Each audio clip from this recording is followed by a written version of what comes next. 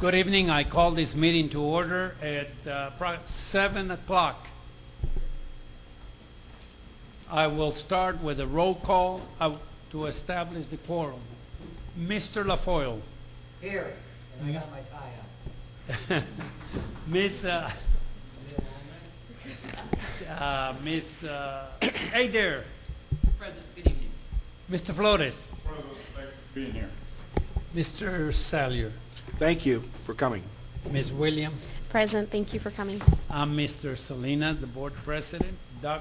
Good evening and thank you for being here. We are celebrating Fiesta. That's why Mr. LaFoyle said I have my tie. Dr. Mackey. Good evening. We have Mr. Elizondo, we have Dr. Black, Mr. Kirshner, Ms. Vera, and Ms. Robinson. Good evening.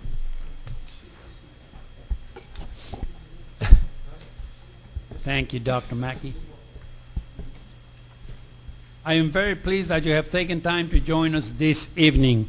As the Judson Board of Trustees, we are here to set goals and policies and oversee the management of the district.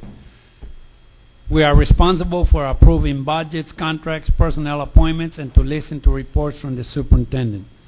We are not here to make administrative or management decisions pertaining to the daily operation of the district.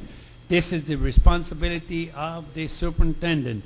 In compliance with the state government code on open meetings, tonight's agenda has been appropriately posted. This is a meeting in public, not a meeting of the public. As our guests, you are welcome to observe and listen. These proceedings are being video and audio recorded and will become part of Judson's permanent legal record. In order that the tape adequately reflects these proceedings, please silence your mobile phones and refrain from talking while others are speaking. Since it is legally mandated that these proceedings are recorded accurately, I might have to ask for order periodically should I notice that disruptions are interfering with our recording capabilities. Once again, on behalf of the school board and Dr. Mackey, we extend to each of you a sincere welcome. Thank you for joining us here tonight.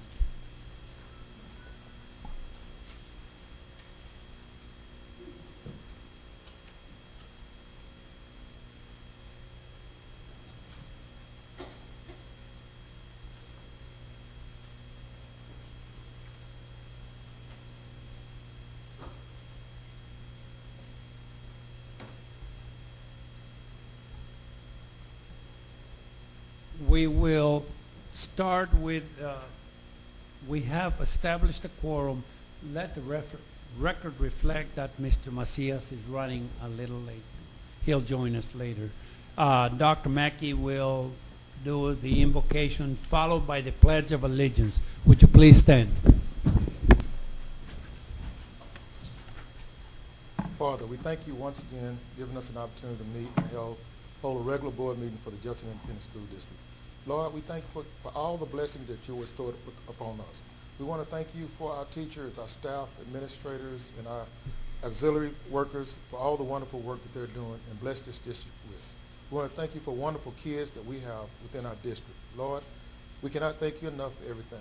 And Lord, we want to thank you for the blessing for keeping our nation out of harm's way. Lord, we want to give a special prayer for the family of misfortune at Coronado Village. Lord, we need your help, and we know the family needs you just as well.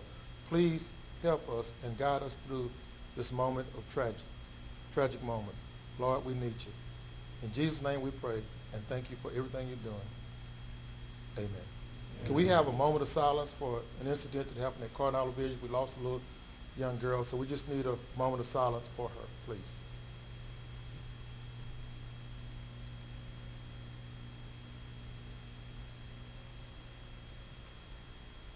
Thank you.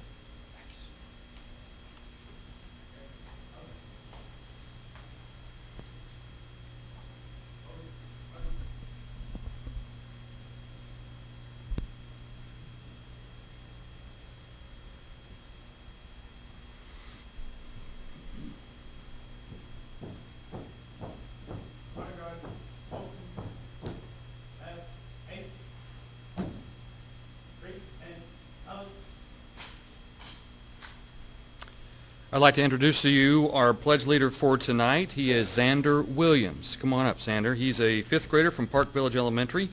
He has attended Park Village since third grade. He is an AB honor roll student and is currently a member of the Park Village Robotics Club. Xander is part of the Safety Patrol and regularly participates as a member of the morning PVTV broadcast crew. He has perfect attendance this year and loves reading and is preparing to compete in the Battle of the Books.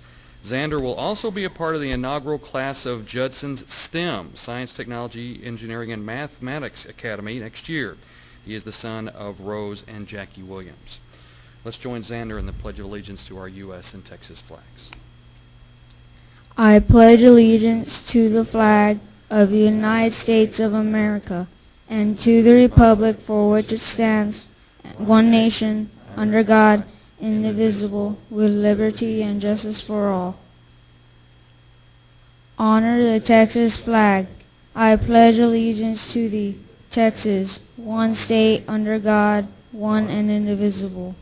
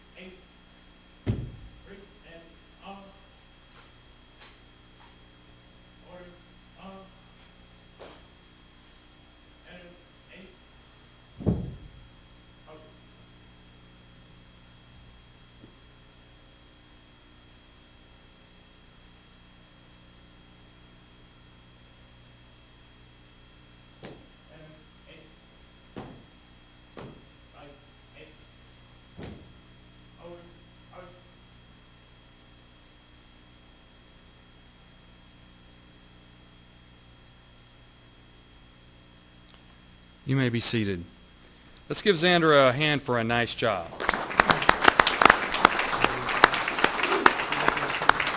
Yes. I'd also like to recognize his parents, Rose and Jackie Williams, if you would stand for a moment. Thank you for being here. Go right over here to the...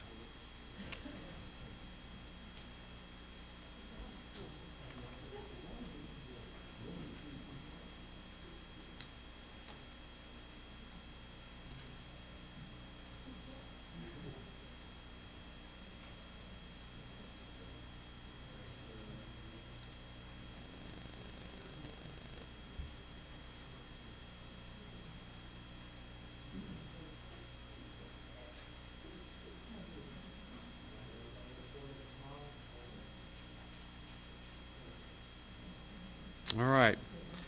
I'd also like to recognize the color guard for tonight coming from Judson High School, ROTC, Cadet Colonel Kyle Rodriguez, Commander, Cadet Captain Daniel Dominguez, Cadet First Lieutenant Corey Cecil, and Cadet Captain Devon Council.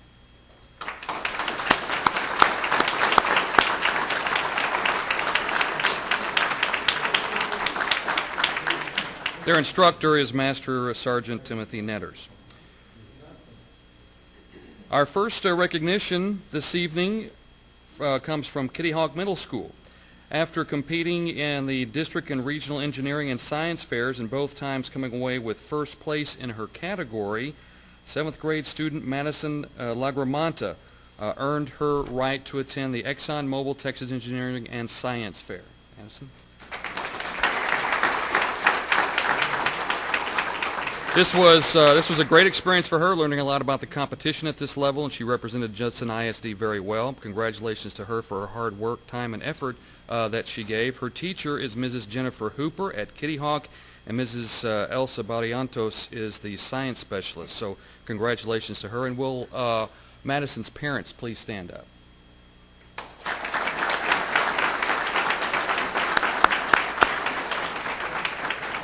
Do you want to take a picture?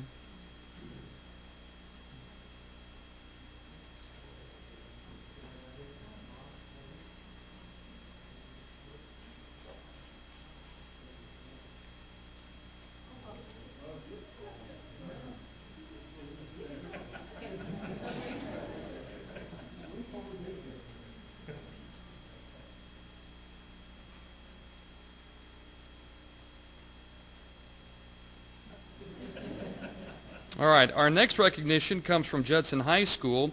These two Skills USA students zipped through initial competition. After the district and regional levels, these students competed at the state refinishing contest held in Corpus Christi at Del Mar College. Rebecca Howell placed 4th out of 12 in refinishing skills, and Daniela Caballero placed 3rd out of 24 in technical information for refinishing. Can you come on up? Where are they? There they are.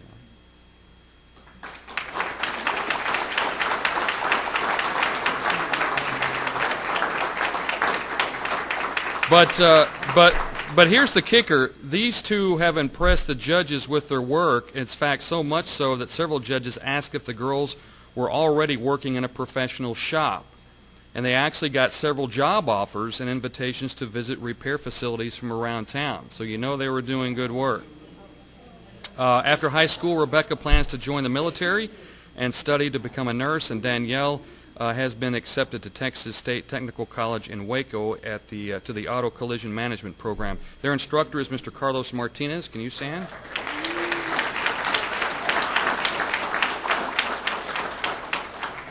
And I don't believe the parents are here, are they?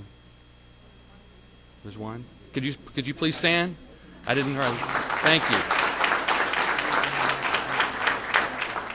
All right, our next recognition comes from the Judson ISD administration. The Grace Hopper Award recognizes great computer professionals in their field. This year, the Texas K-12 CTO Council chose Judson ISD Chief Technology Officer Steve Young as their Grace Hopper Award winner for the state of Texas.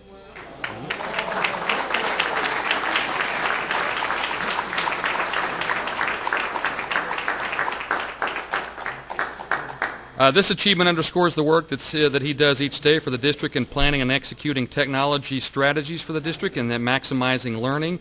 He and his very capable staff work with administrators, teachers, and students every day to make technology as engaging and seamless as possible. And he also makes it behave when it occasionally gets a little cranky. We congratulate him for this award. It's very well deserved.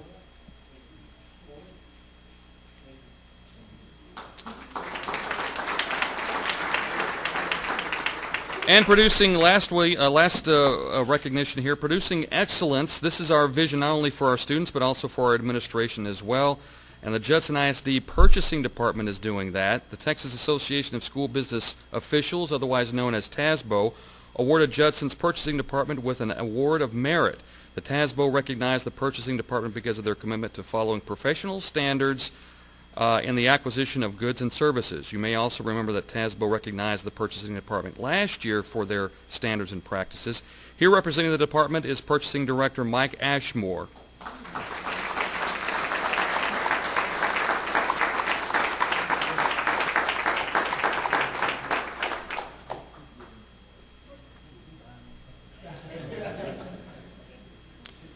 I might also mention that his executive secretary, Hillary Moore, and department buyer, Debbie Bowerman, were also a part of this whole practice and standards achievement, but they were not able to be here this evening.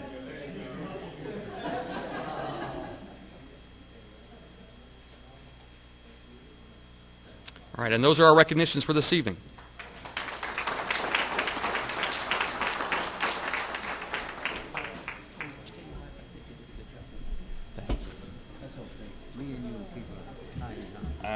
Well, unless it gets too high.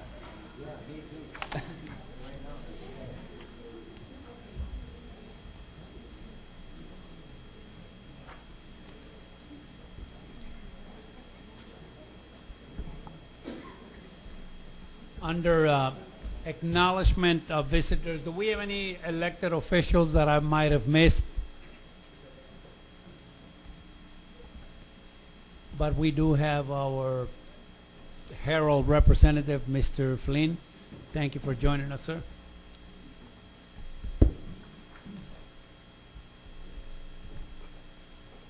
Acknowledgement of visitors. This time is provided for citizens to address the board on issues or concerns. A person may speak one time for a period of 3 minutes. Presentations shall be informative only. No board action will be taken. A complaint or charge against an officer or employee of the district is not allowed in open session. Complaints and concerns for which other resolution channels are provided shall be directed through those channels. The presiding officer shall determine whether a person who wishes to address the board has attempted to solve a matter administratively. If not, the person shall be directed to the appropriate policy to seek resolution before bringing the matter to the board at a subsequent meeting. Citizens wishing to receive a response from concerns presented to the board must provide written documentation.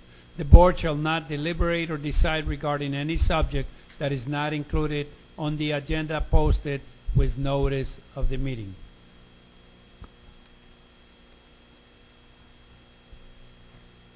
We have several citizens that have shown interest in addressing the board. We have Mr. Tom Ponder, school start time. Mr. Ponder.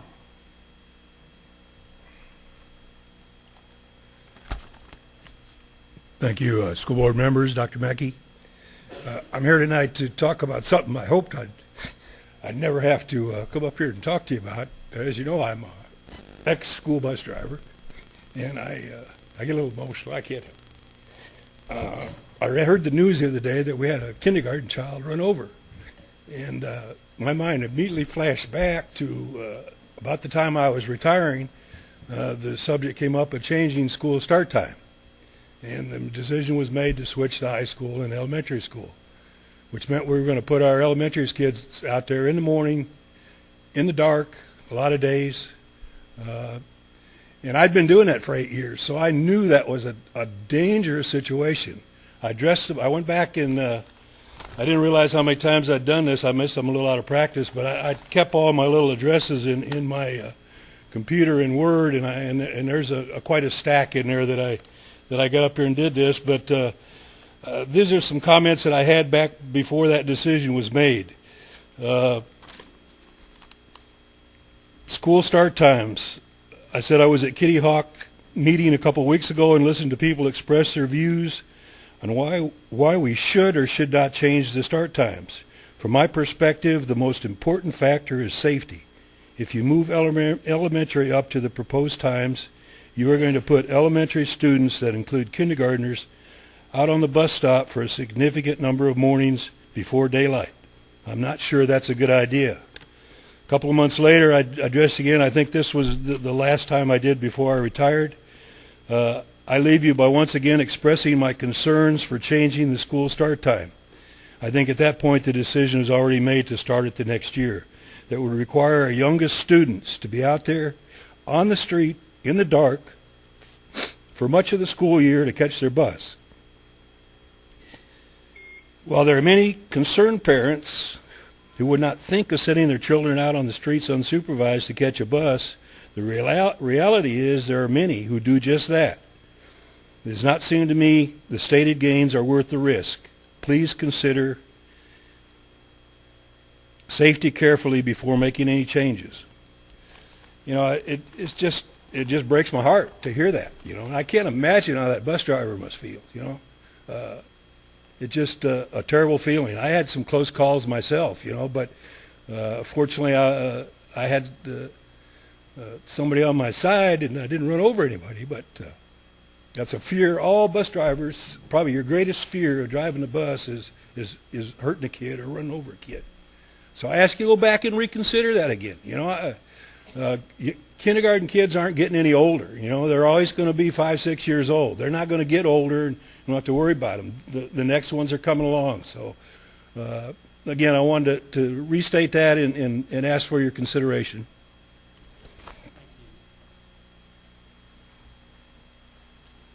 Let the record reflect that Mr. Macias has joined us.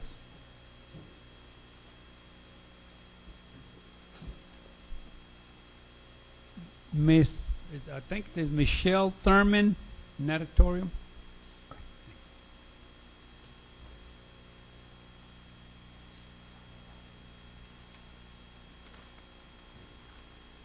Good evening. Thank you for the opportunity to speak before you tonight. I am speaking in favor of funding a natatorium. A natatorium in this area will be a benefit to the Judson ISD School District and surrounding communities. There are many ways in which the district and community can benefit from a natatorium. Entry fees, user fees, concessions, heat sheets, restaurant business, and for invitational meets, hotel business, and those are just to name a few. There are 3 large summer swim leagues in San Antonio, and they do need a large natatorium for their championship meets. Year-round club swim meets typically have 300 to 400 swimmers participating per meet. This past February, our family attended the Region 7 UIL swim meet to cheer on the Judson High School swim team and specifically our son. The meet was held at the Davis Natatorium on a Friday evening. By the time we got there, through rush hour traffic, our family had to stand with winter coats on, packed, for 2 hours to try to see our son swim his events due to a lack of seating. I'm sure many of the hot and tired people there were wishing for a more appropriate venue. If Judson builds a 10-lane, 80-meter natatorium with elevated spectator seating, proper heating, cooling, and ventilation, and much-needed adequate locker room facilities, you will have a facility that community organizations, the established swim community, and our great and deserving student athletes will utilize for years to come. So in conclusion, I urge the board to vote to fund an natatorium. Thank you.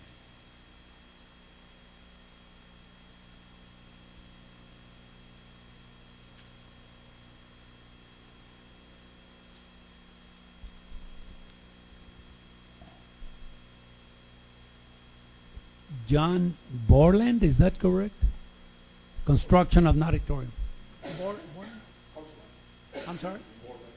Oh, okay, Borland. Thank you, sir. Good evening, board members, Dr. Mackey. My name is John Borland. I'm a member of the Metrocom Natatorium Steering Committee formed by swim parents. I am also the proud father of 3 competitive swimmers who use the Judson pool, so I'd be happy to compare grocery bills with just about anybody in the room. But I want to applaud the board's proactive stance on the natatorium. We have reviewed the feasibility study that was commissioned by the board in the meeting. I have to add that I'm also the vice president of an architect engineering firm in San Antonio. Unfortunately, not one that currently supports the board activities, but I'm a retired Air Force civil engineer, so I know how contracting for construction projects like this goes, and so I provide that kind of expertise to the steering committee.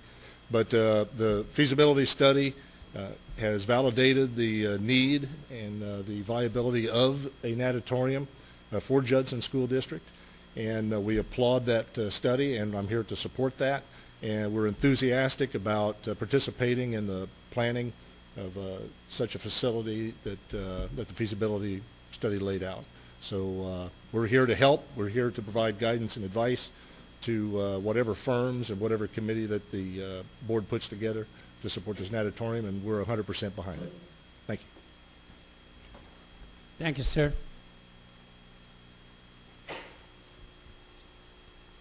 Ms. Marilyn McKinney, invitation to our Wax Museum.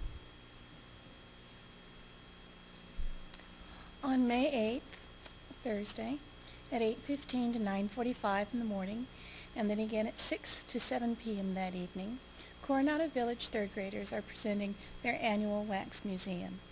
We would like to extend an invitation to all of the board members and the administrative cabinet to come and attend and see our fantastic third graders and how creative some of them are, and for them to demonstrate for you the depth of their research abilities. We hope that you'll be able to attend one of their presentations. Again, that's Thursday, May 8th, 8:15 to 9:45 in the morning, and then again from 6 to 7 in the evening. Thank you. Thank you, ma'am.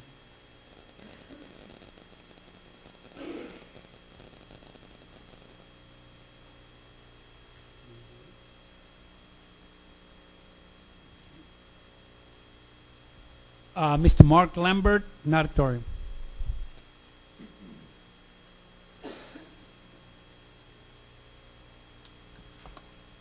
Good evening, and thank you for your service on the board. It's much appreciated. Our hearts are heavy and our prayers are with the district and the family. There's an item on the agenda, I believe it's dealing with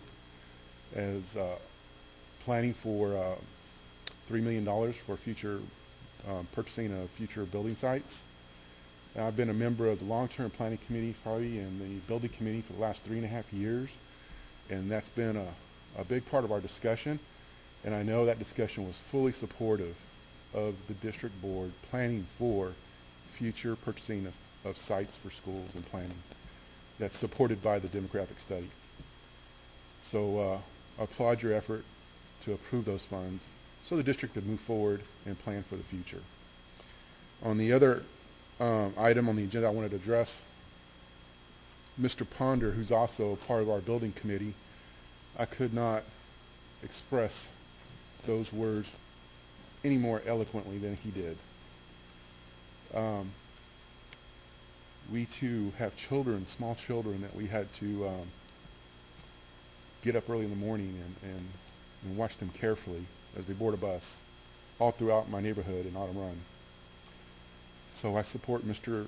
Ponder's comment so heartily, and please look at the safety issue again in terms of the bus transportation. With respect to the natatorium, I wholeheartedly support the board's effort. You have a business feasibility study that we fully support the conclusions.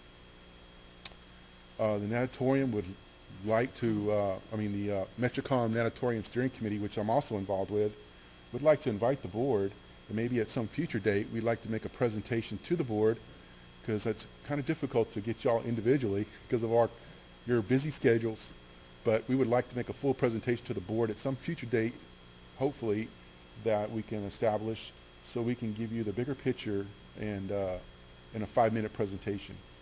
And maybe that can happen sometime in the future. But I fully support the building and funding of an auditorium, and I hope you give positive consideration. And thank you very much for your efforts. Thank you.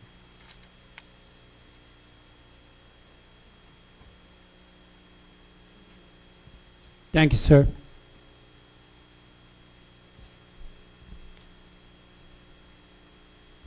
Mr. Steven Fernandez, IPAC.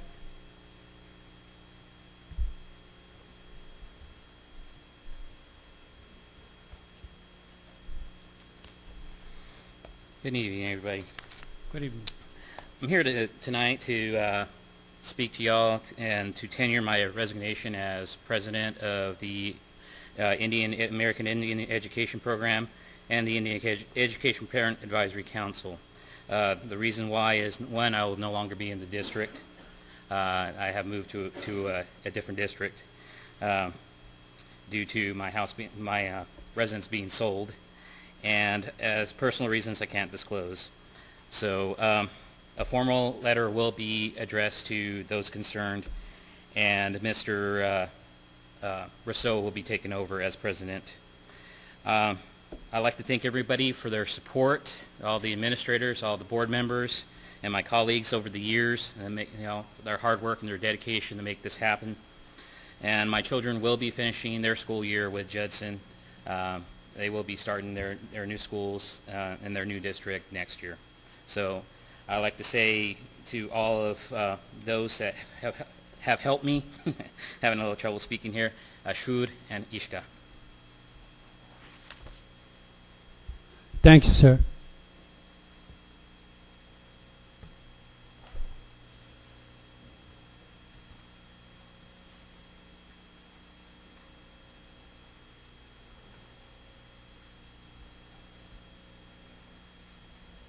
That concludes our citizens to be heard. Number 4, consideration of consent items. Board members, I will be reading each item. If you wish to pull the item, please signify by letting me know so we can pull that item. A, consider and take action regarding approval of board minutes for the regular board meeting on March 27th, 2014. B, consider and take possible action regarding approval of board minutes for the special meetings on March 17th and March 20th. C, consider and take possible action regarding approval of monthly financial information as of March 31st, 2014. D, consider and take possible action regarding approval of budget transfers across functions. E, consider and take action regarding approval of quarterly cash investment report for all funds as of March 31, 2014. F, consider and take action regarding approval of construction procurement method for the Evans Road High School water line extension. G, consider and take action regarding approval of ranking for materials testing engineering services for Evans Road High School. H, consider and take action regarding approval of construction procurement method for the upgrade to the uninterruptible power supply system for the Education Resource Center, which is this place. I, consider and take action regarding approval of a Texas Education Agency expedited waiver for staff development. J, consider and take action regarding approval of a Texas Education Agency expedited waiver for foreign exchange student program. K, consider and take action regarding approval of instructional materials, mathematics, grades K through 8 and K through 5 Spanish, science, grades K through 12 and K through 5 Spanish and technology applications, K through 12. Motion by Mr. Sellier. Second by Mr. LaFoyle. All those in favor of the motion signifying by saying aye. Aye. All those opposed likewise. Motion carries. 5, discussion and consideration of action items. A, consider and take possible action regarding approval of a utility services agreement with San Antonio Water System, SAWS, for water and sewer provisions for the Evans Road High School site. Motion by Ms. Williams. Second by Mr. LaFoyle. Discussion. Mr. President, we've been working on this for nearly 10 months on trying to improve, get a water and sewer to the new high school. And our attorney has been working with SAWS, and we finally got approval to proceed with getting some water and a sewer system out at the Evans Road property. The only thing I have, Dr. Mackey, is that I believe they are paying part of the expense. Is that correct? Is this the one where they're water, just the water. Yeah, just the water. Okay. So yes. So we're okay Yes. with that. Yes. Okay, Attorney. I think you all went Yes. and make sure and got a good deal for the That's district. correct. And thank you. We appreciate you and the administration for doing that, sir.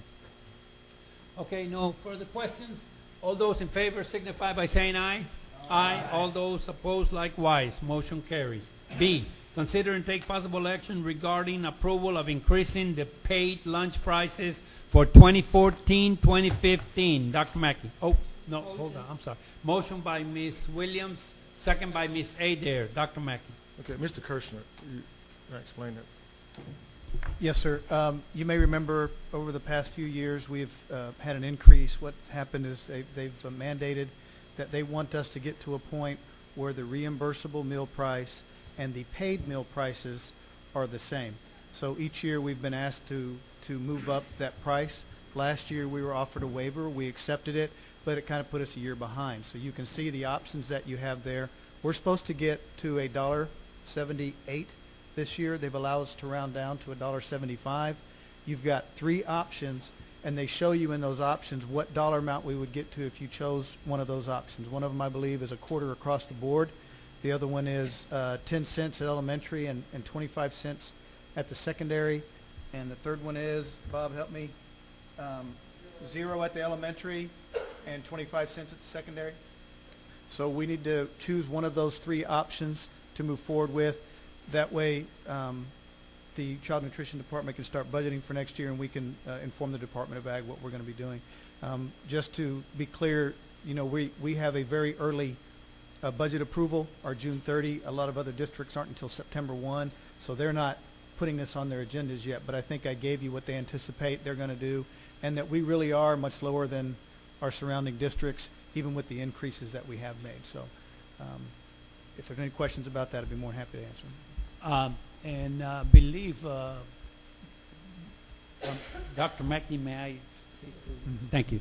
I believe we're one of the few districts that will continue to provide free breakfast for elementary, middle school, and high school. That is absolutely correct, sir. Yes, sir. And I am glad, and hopefully we'll put all this information on the website. Yes. And make sure and clarify that to the parents.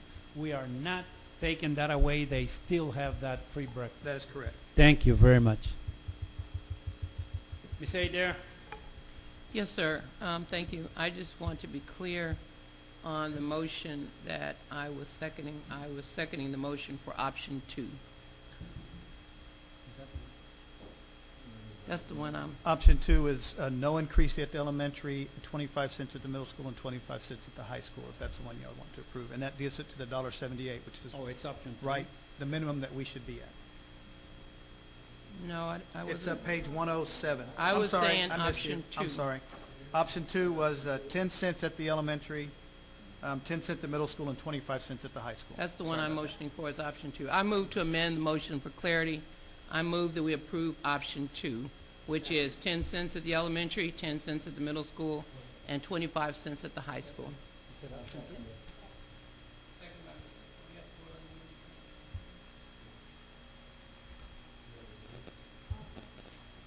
You got it?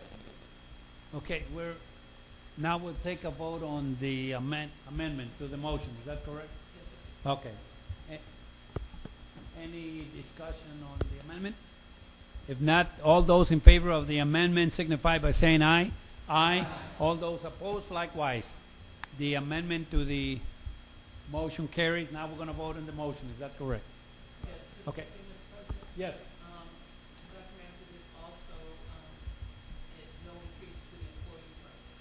That is correct. That's correct. All those in favor of the motion signifying by saying aye. Aye. All those opposed, likewise. Motion carries.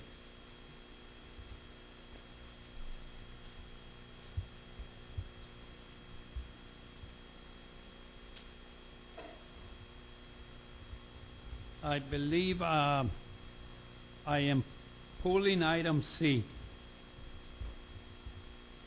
I'm going to pull that item. I'm sorry.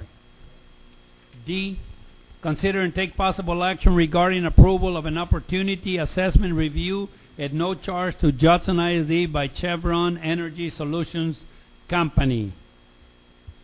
Ms. Adair, but we need a motion. Motion by Ms. Williams. Second by Ms. Adair. Ms. Adair. Discussion. Ms. Adair.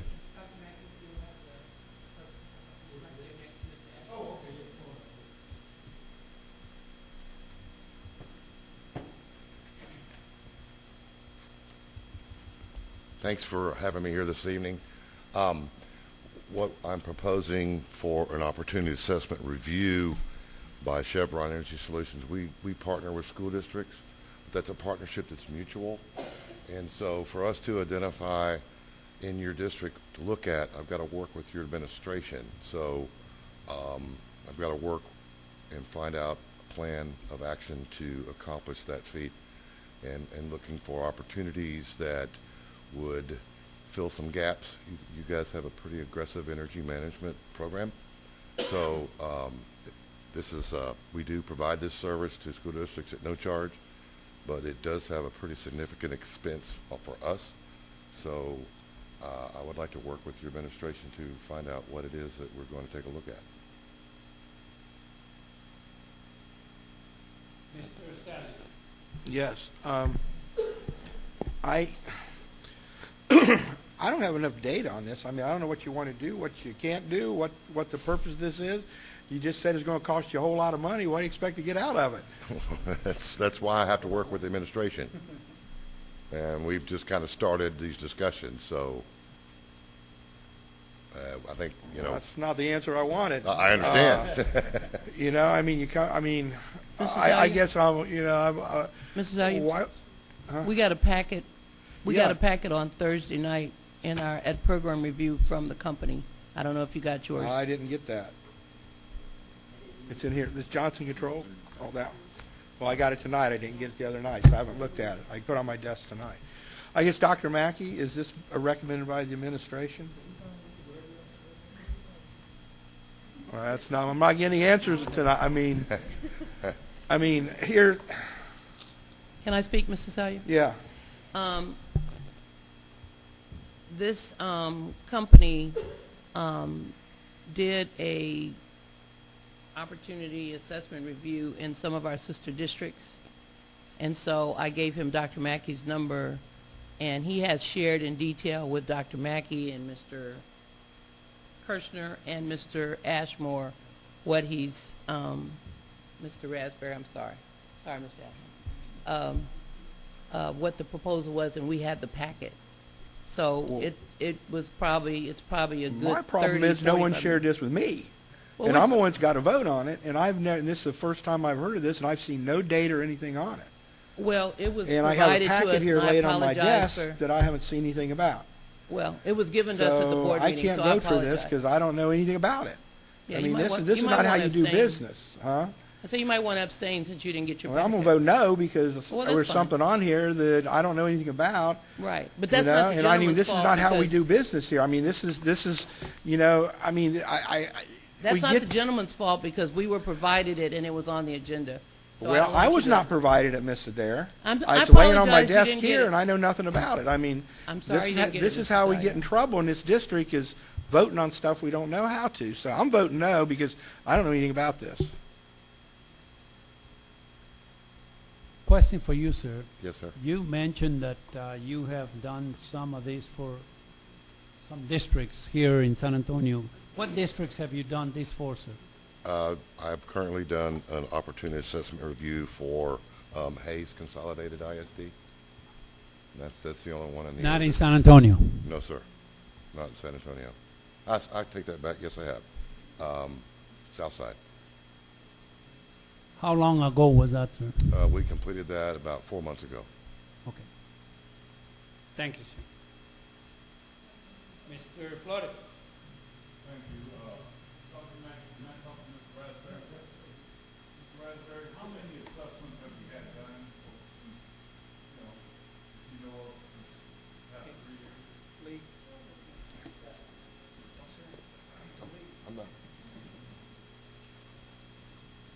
Mr. Flores, we've had, if you're referring to investment grade audits or opportunity assessments that have been performed by ESCOs or energy service companies, performance contracting, we've had to date, I believe, 3 or 4 folks have come in, wanted to do these assessments for free, and we, for whatever reason, we have seen not to follow up on them and have not done any partnerships with anybody to date.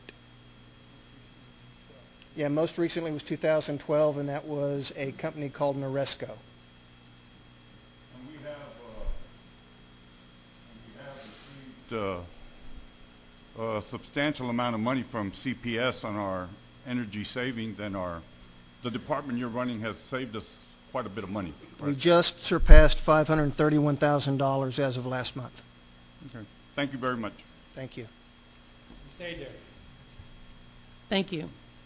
We received a lot of information in our board book, and the reason the agenda item reads as specific as it does is there's no fee to the district. We're not incurring any bill. We know Chevron is a known company, and so the reason I put it on here is it never hurts to have another look of eyes. I can't give you any details because I haven't detailed any of this because we're a board. I just know that they did it, and it's a free service, and it's here for the board to consider. And I apologize again to Mr. Salyer for not getting the packet that was provided by the company. We just Could I say one thing? Having been someone that has sat in your shoes for 10 years at a school district outside of Houston, typically the process that we follow is we would make a presentation to you and show you what we can do and how we can partner and all the things that we can bring to the table before we get to this step. So that's just something I want to throw out. I mean, we will be more than happy to work with Mr. Raspberry and do whatever the district would like to do, but it is a financial commitment from my company to perform that. And if the district is not going to look at that data and move forward, then, you know, I can't just go do all these for free all the time. And I don't want to put you in a position where you're putting the cart before the horse. Does that make sense? Mr. Salyer. So let me get this right. You'll do this for free, but then what are your expectations after you give us the presentation? Well, that's going to be up to your staff. And so I don't want to put the cart before the horse for my company. And if I'm not going to get support in the school district, that you want to look at what we can help provide and partner and all those things, then I'm spinning my wheels. So basically you want to manage something for us for a cost at the end of this? No, sir. No, this opportunity assessment review we do at no charge. Why would you do it for free? So that we can start a relationship. In other words, you want business from us? Well, sure. Okay. We Yeah, that's are what a I'm getting for-profit at. company. Nothing's for free. You want to sell us something at the end of all this. Okay. Mr. LaFoyle. I talked with one of your representatives the other day when he was with one of our people, and I believe this. I'll support this, but I've never seen a free lunch that was free.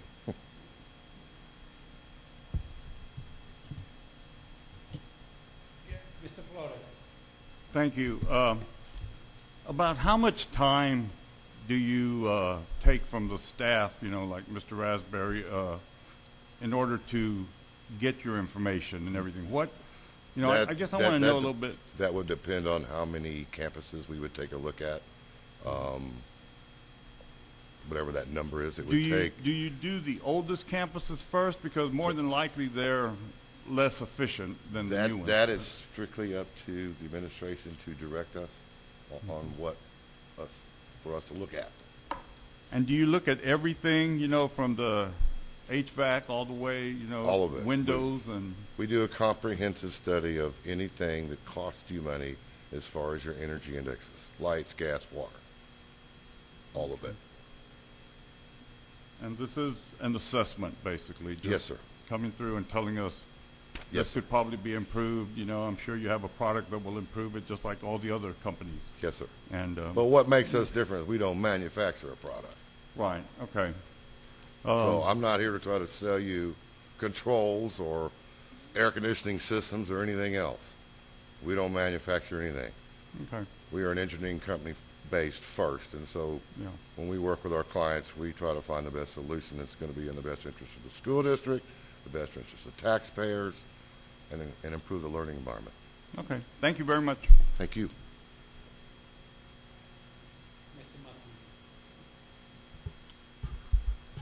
I thought our meeting was going to be a fiesta, so I apologize for being late. I'm just kidding. Bad traffic. This is actually the quietest I've been for 48 minutes, so I'm finally had an opportunity to speak. Thank you for making the presentation. I know it was brief, and we have a lot of questions. I definitely would support this effort since there is no cost to the district, and allow the administration to kind of look at your study to see if we want to move forward. And if the board needs to be involved at that point, we'll obviously be informed. But anytime we can have different perspective, it's beneficial to the district to take a look at that perspective. It'll only make Mr. Raspberry's job even better. So I would encourage my colleagues to support this free, essential study, and we'll take it from there once we take a look at what you've put together for us. Dr. Mackey. No other discussion? go ahead and take a vote.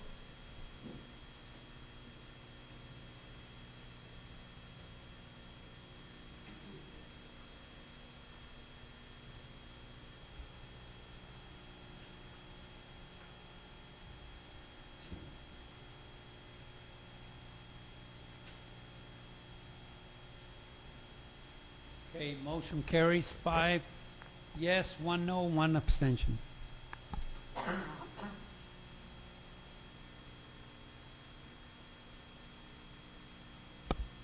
E, consider and take possible action regarding approval of local district update on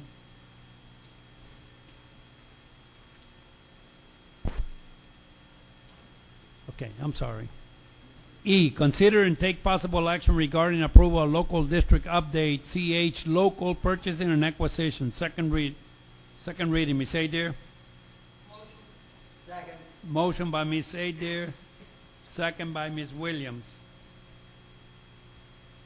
Discussion, Ms. Adair. 198. This is the second reading of the motion that I can't read on my screen yet, but the purpose of my requesting this, the current policy reads that the administration can, thank you, that the administration can make purchases over $50,000 if it falls under 3 categorical exemptions. The one that I'm asking to be amended and removed is the cooperative or state purchasing program approved by the board, which is by board, Region 20. Some of the other school districts we have co-ops with, and Mr. Elizondo can tell you more specifically who all. The reason for this is the law states $50,000, and in these economic times, I think the board needs to be diligent on looking at purchases that are more than $50,000 or more. The way the policy reads, if they use a co-op or a state purchasing program, it does not have to come before the board. And so it's pretty simple. That's all it's doing, is removing the district's authority of $50,000 or more without board approval, even when using a co-op or state purchasing program. Yes, Dr. Mackey, as this is presented, how will this affect us paying our bills? Okay, Mr. Elizondo? There will be some areas where it will be difficult for us to transact our business in a timely manner. What will happen, and I'll give you an example, we sent out an email this afternoon to the board about some of the concerns that were sent from Mr. Ashmore after consulting with some of our departments. The one that's posing the largest challenge is the child nutrition program, because they buy a lot, almost all of their items through a co-op, and mostly through the Region 20 co-op. So they're all, on a monthly basis, they're buying milk that is in excess of $50,000. They're buying all types of food products from Labatt and Cisco and a lot of the other vendors that are on those co-ops. So what will end up happening is that we'll be presenting to the board every month purchase order transactions or approvals to purchase items through the Region 20 co-op, especially for child nutrition program.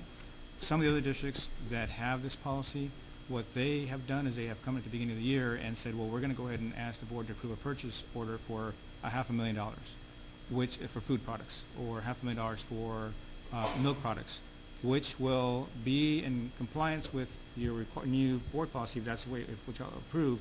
But really, it's kind of not, in our opinion, not really living with what your intention really is, and that is to look at the purchases that are coming through, and because we're just going to say we're going to buy $500,000 worth of milk or food products without specifying what they are. So that's one of the items that with this change is going to be a challenge for us. If there were specific items that y'all would like to look at, that you'd like us to bring those specific items to you, one of the examples I'm going to point out is one of, I think what kind of initiated this is vehicle purchases. So if the board said, well, we'd like to definitely know when you're going to buy vehicles, then we knew that whenever we're going to buy vehicles, we need to plan in advance and bring those to the board to make sure that y'all approve that. That's just an example. And in that email, there was, even in what's being presented, there's some recommendations that were being made by Mr. Ashmore, and one of them is that, if you don't mind, I'm just going to read this, it's really brief, that in one of the new exceptions or one of the new items that's put in here for us to be able to do as an exception is the telephone services. Well, he would like that not to be included as an exemption, so we do that a little bit differently. And natural gas purchases are not included in here, so we wanted to add natural gas. So remove telephone, add natural gas. And then in dividing that number 3 item in here, having it into different bullets where it talks about utilities being, so it would read like number 1 would be board-approved contracts, which is the way it is. Number 2 would be continuing or periodic purchases under a board-approved contract, which you're saying go ahead and leave, or the recommendation is go ahead and leave.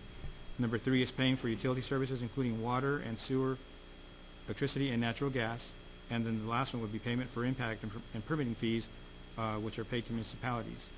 The only really, the last item would be just if we wanted to consider child nutrition, because that's really where we're seeing the big issue, saying any child nutrition purchases for food would also be an exemption, or either food or any non-food items that they're purchasing, not including vehicles, so that we can go ahead and continue to operate and not have so many things come to the board and run into timely issues. We want to make sure that we can still continue to provide the things that we need for our school district.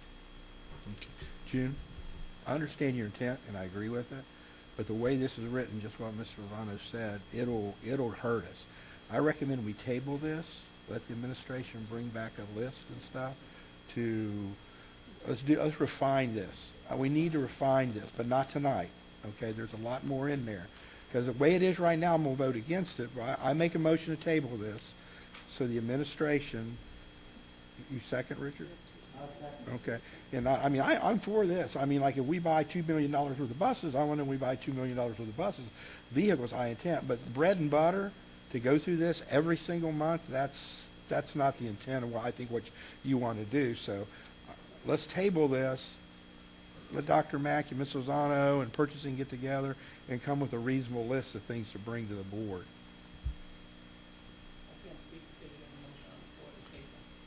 Okay. She can speak. I made the motion. Motion to table, second by Mr. LaFoille. If June wants to speak, I have no problem. Would you like? Yeah, right. Okay, Yeah, okay. June, I agree. I'm just your trying to intent. let Mr. Salinas pick up the I know. motion. Okay, so that is not my intent, but what I do want the board to understand is, this is the second reading. I did meet with Mr. Elizondo and Dr. Mackey, and we altered it according to what they told us. Mr. Salinas was present at the meeting. I have no problem with putting an amendment and changing the words to what Mr. Elizondo mentioned. Have no problem with removing telephone, have no problem with adding natural gas, and have no problem with child nutrition items for food. But we did meet, and I have given administration time, 2 months, and this result is what they told me when we made the agenda and put this in here. So I would not support a table. It was on the last meeting, first reading.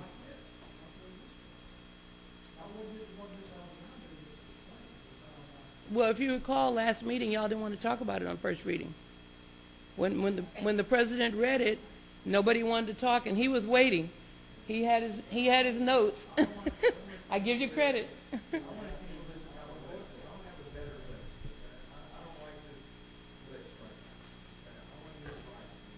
Okay, well, I can't support a motion to table because we've already done it 2 months, and I don't want to get back into next month where we have a 3-page agenda because we moved all this stuff down. This is pretty simple. We'll vote on the motion to table, and then I'll make an amendment if it doesn't pass. Oh.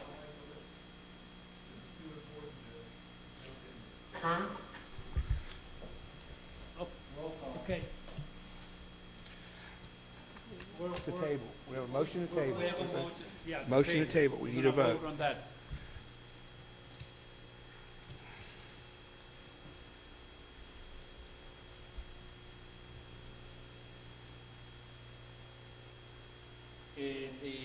Motion carries to table. 4-3. What I want to do, Well, actually, I was talking to the school. oh, I'm sorry. Yeah. Well, yeah, because now they have brought something out different. We didn't hear about that. Maybe they didn't know at the time, okay? Nothing was mentioned about the gas versus the utilities. So And we're tabling what? The second reading? well, we have to table the second reading because that's what it was. Which agenda is it gonna be placed on? If we have another special meeting, it'll be there. If not, it will be in the June. All right, thank you. Updated and. and Dr. Mackey, what I would like, Oh, okay, hold on. what I'm looking for, Yeah, what I'm looking for is a reasonable list recommended by the administration that we can vote on what is good and what is bad. For example, if we're spending $1 million on buses at co-op, I want to know we're spending $1 million on co-op. If we're spending the same amount of money on milk every single month, and it's over $50,000, why do I know we're spending $55,000 on milk every month? Well, it wasn't anything about milk, Mr. Sawyer. You know, no, I know. That's what I'm going to tell you. What came about is the community contacted me. I got several calls about purchases of vehicles. As a board member, I did not know we had purchased 4 SUVs and a truck because we purchased them through a co-op, okay? And so that's why I contacted the attorney and said, how do they do this without board approval? And they said, because your policy says by board co-op, they do not have to come to the board. I told Mr. Elizondo, all of their regular things, we're not trying to stop them. I trust them paying their bills. None of that has anything to do with it. It's major purchases. I just want to make sure, too, that same thing I explained to Mr. Dare is that if y'all want to look at all vehicles, you need to tell us that because this is only going to be for purchase over $50,000. So if we buy 2 vehicles and it's only $40,000, it's not going to come to y'all. So we don't want y'all to be misled and then come back and say, well, y'all didn't tell us this. So if that's your intent, please let us know that that's what you want.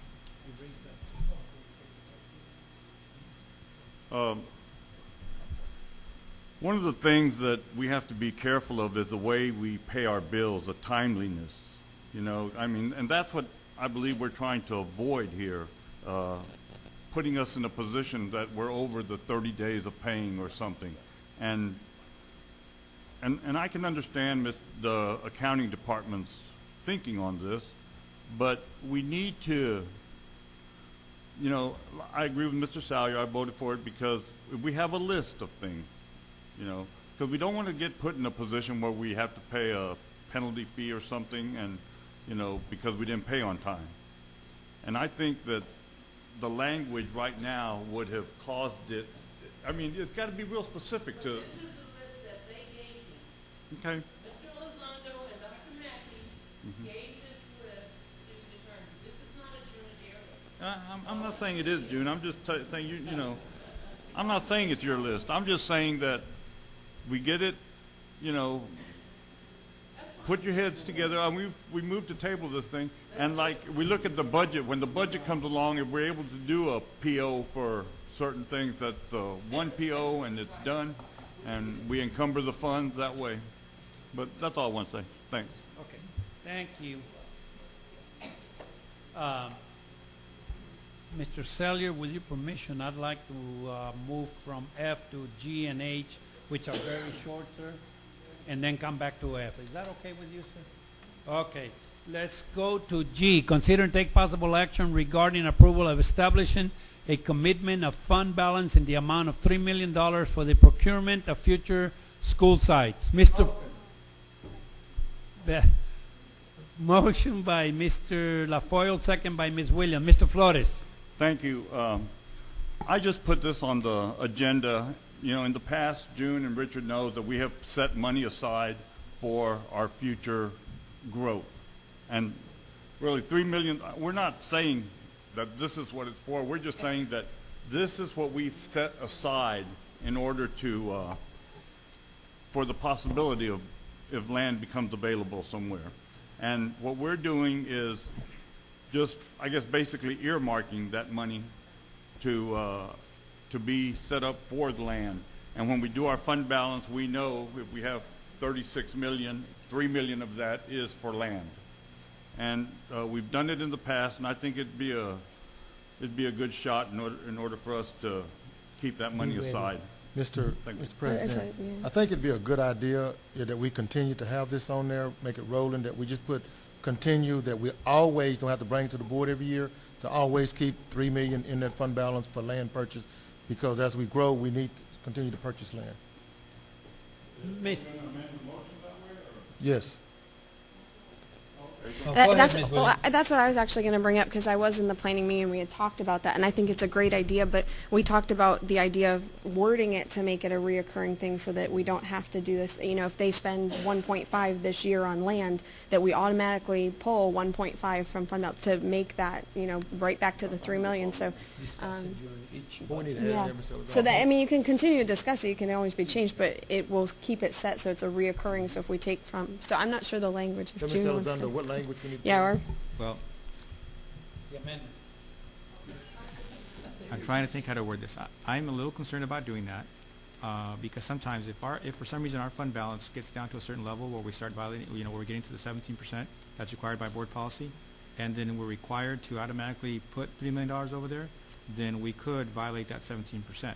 What we would do in this case, if this is what y'all would like to do, is that every time we're going to buy land, we have to bring it to the board anyway.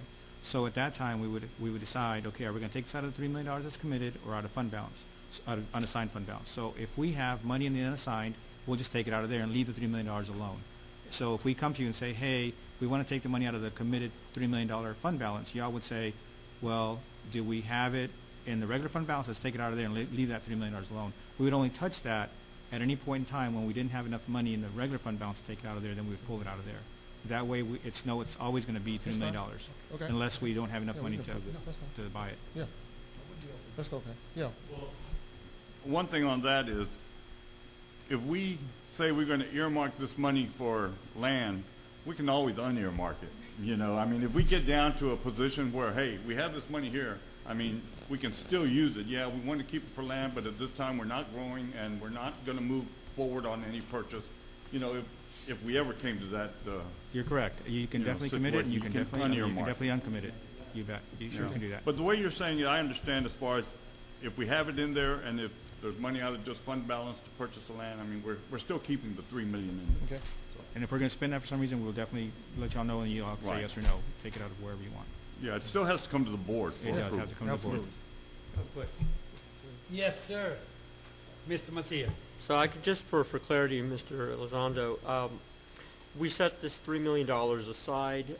We still, as a board, have to approve that land acquisition or that purchase. Absolutely. So I'm trying to understand if you or Dr. Mackey or whomever, administration, came to the board and said, look, we want to buy this property, we're still approving it, we still have to vote for it. I'm just trying to see what the advantage is of even setting aside any dollars, because if you're going to acquire land, we still have to approve it. Because you have that money set aside, it's like a lock-in. Well, and I can understand that, so this is where I need some clarity. If we have an unassigned expense, I mean, throughout this year, you've approached us, or administration's approached us with approving these fund balance expenditures, like the buses. So why wouldn't we approach it that way? And again, I'm not saying this is a bad idea. I just want to understand what the difference is on that. I'd like to speak to the issue. Okay. Yes. When we set aside the money as motion specifically for land, let's say a purchase suggestion comes up and we look at our fund balance, well, we can't touch that money that's been set aside for land. So if we're down to the minimum required by law, we can't use the money that's for land. It's locked in for a land purchase, so then we have to live within the means of what's left. And so it's really important that we do lock in money for land purchases. It'll hold us to accountability. And just to clarify, there is no fund balance requirement by law. And for our district right now, it's board policy 17% is what we're going to maintain in there. So just know that. So to be a little clearer, that's right. If you're looking at a fund balance and you say, we have $35 million in fund balance, and something comes up, not land purchase, something totally different. We want to do some kind of program, and it's going to be a $2 million program. You may look at a $35 million fund balance and say, plenty of money, let's go ahead and do it. But if you pull $3 million out of there and you put it somewhere else for land, and then you come back and that same proposal comes in front of you, and now you're looking at the fund balance saying, oh, we only have $32 million in fund balance, do we still want to do that? It may cause you to think a little more about it. And it's just really, it's up to y'all. It doesn't really matter to me which way y'all do it. Some folks like to budget, and they have different accounts for different purposes. And other folks throw all the money in one account, and they know that they got to be careful about how they spend the money. So it just, it doesn't, whatever y'all like to do, I can work with either way. It doesn't really matter to me. It's just whatever y'all's preference is. And I guess my last question would be, the last acquisition of land that we had, we ended up putting it out of bond dollars. I think we voted as a board to, if a bond were to pass, that the funds would be reimbursed to the operating funds through a bond. And so I don't know if that actually happened with the Evans Road property or not. Not Evans Road, that one we already owned. The property that we did do that with, that we have that resolution with, was the property that Copperfield Elementary is being built on. We have not transferred the money to the general fund because we want to make sure that we have enough money to build the projects. If there are sufficient funds to build the projects and there's money left over, we can definitely reimburse general fund. But we don't want to pull $1 million, put it into the general operating fund, take it out of the bond money, and then we have to come back to the board and say, you know what, we don't have money for the schools, we need another $1 million. And so we're waiting on that to see how that plays out at the very end when we're finished with the projects, and we can make that determination. And we'll let the board know definitely before we do that if it's going to have, we don't have money to reimburse ourselves with or not. All right. Thank you. Okay, you ready to vote?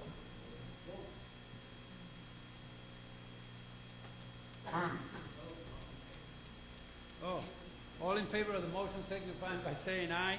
Aye. All those opposed likewise. Motion carries.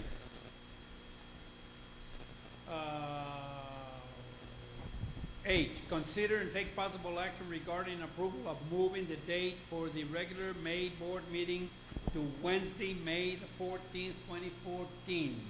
Motion by Ms. Adair, second by Ms. Williams. The problem is that we have a graduation at the Alamo Colleges for Jack on that Thursday. That's why. Okay. Discussion? Discussion, sir.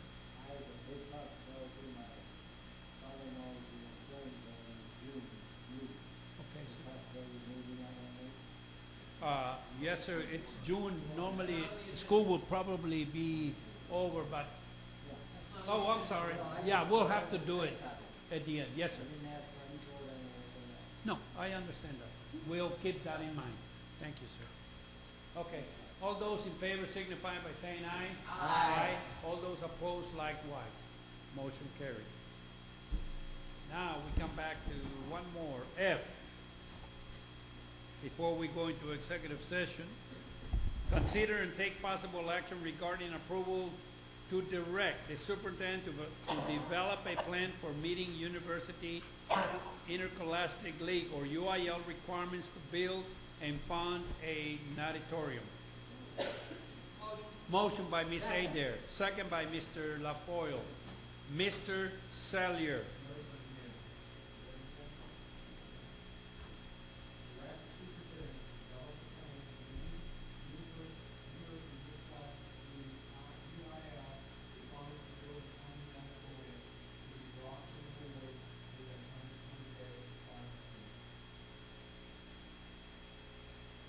We have an amendment. Second. Second by Mr. LaFoyle. Discussion. Yes, ma'am. Why are we adding dates and times to this particular motion since we haven't passed it during the Because it's, we give Dr. Mack, I talked to Dr. Mackey, and I want to give him enough time to put this all together to bring it to us. I said 120 days to get the architect, the finance, and everything together. What month is that?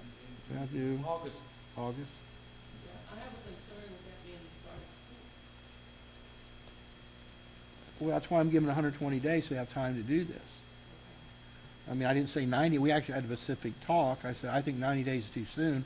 120 days will give, because a lot of stuff's already done, Jim. You know, I just want to give the administration ample time, and I talked to Dr. Mackey, and he agreed 120 days would be okay. That's just, yeah, I just want, you know, that's why I didn't want to rush them. I don't want to say tonight, tomorrow, I'm going to give them 100. Because there's, I mean, a lot of it's already out there, but a lot of it is just putting it all together in form for approval. Okay.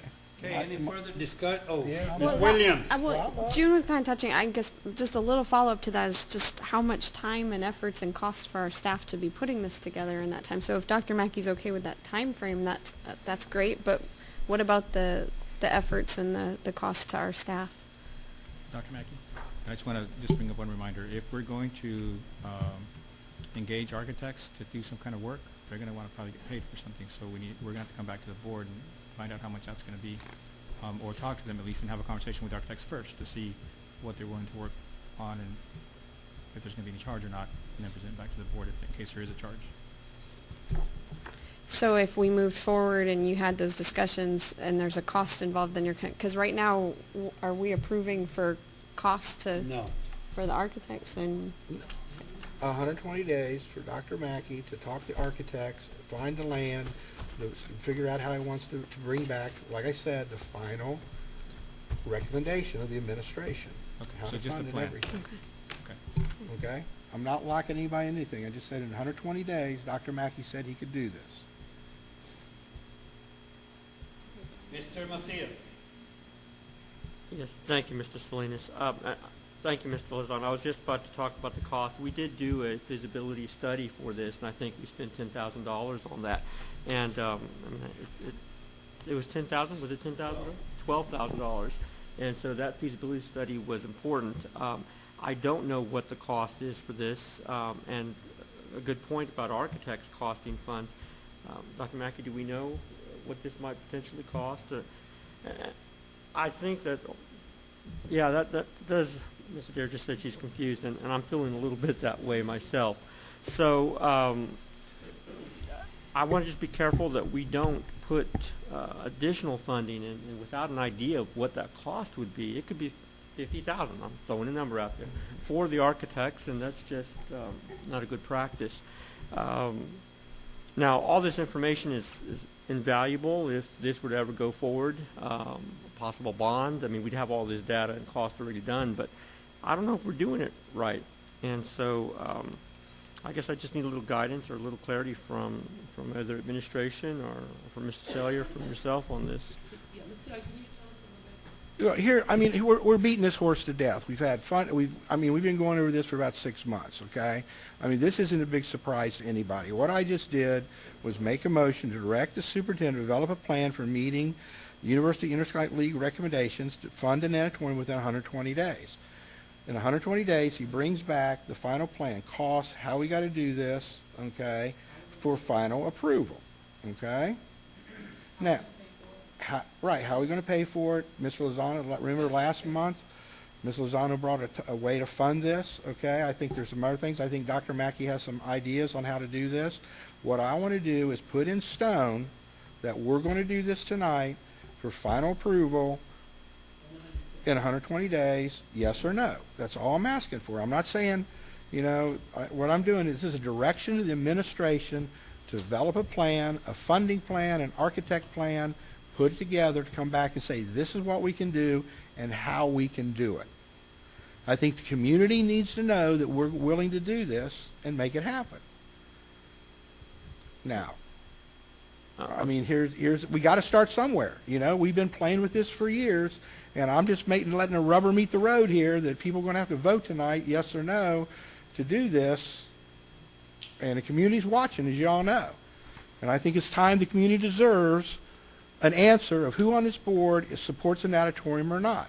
And this is not a final approval. This is directing the superintendent and the administration to come back to this board in 120 days on how we do this to vote it up or down. That's all this is. There's nothing secret about this, or, you know, we're talking about bonds or any of this kind of stuff. It's what we went over in the when we looked at the $12,000 survey, Mr. Lozano brought us funding, what it would cost to fund this, how to do it.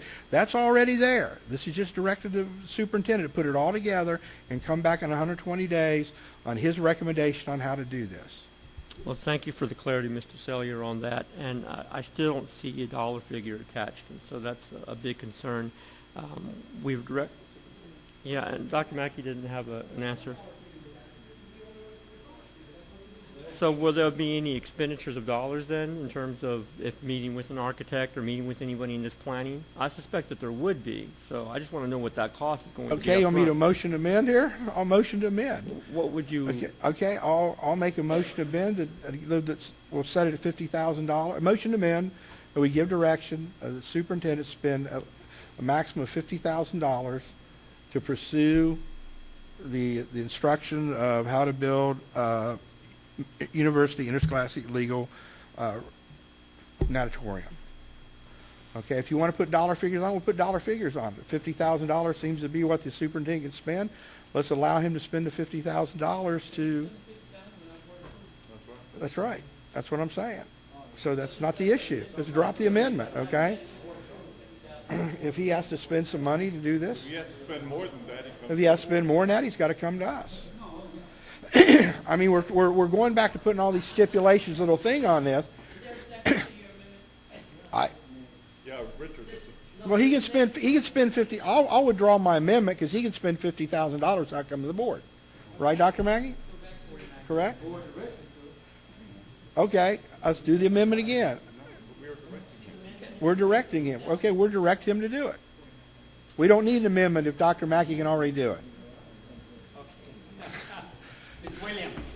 Well, it still kind of brings us back to the same point, and even if I just don't feel comfortable directing the superintendent to spend up to $50,000 on a planning stage when we still don't have a more solid consensus on how we would pay for an auditorium in the first place. And it's the same thing I said. I know, but this is the same. But this is the same argument, same concerns I have from last board meeting. Okay, what's your recommendation to do it? What's your recommendation how to do this? It's the same. Yeah, let me finish. It's the same as last month. I sit on this board as an at-large position, and we have put natatoriums on our bonds more than one time in a row. They've all failed.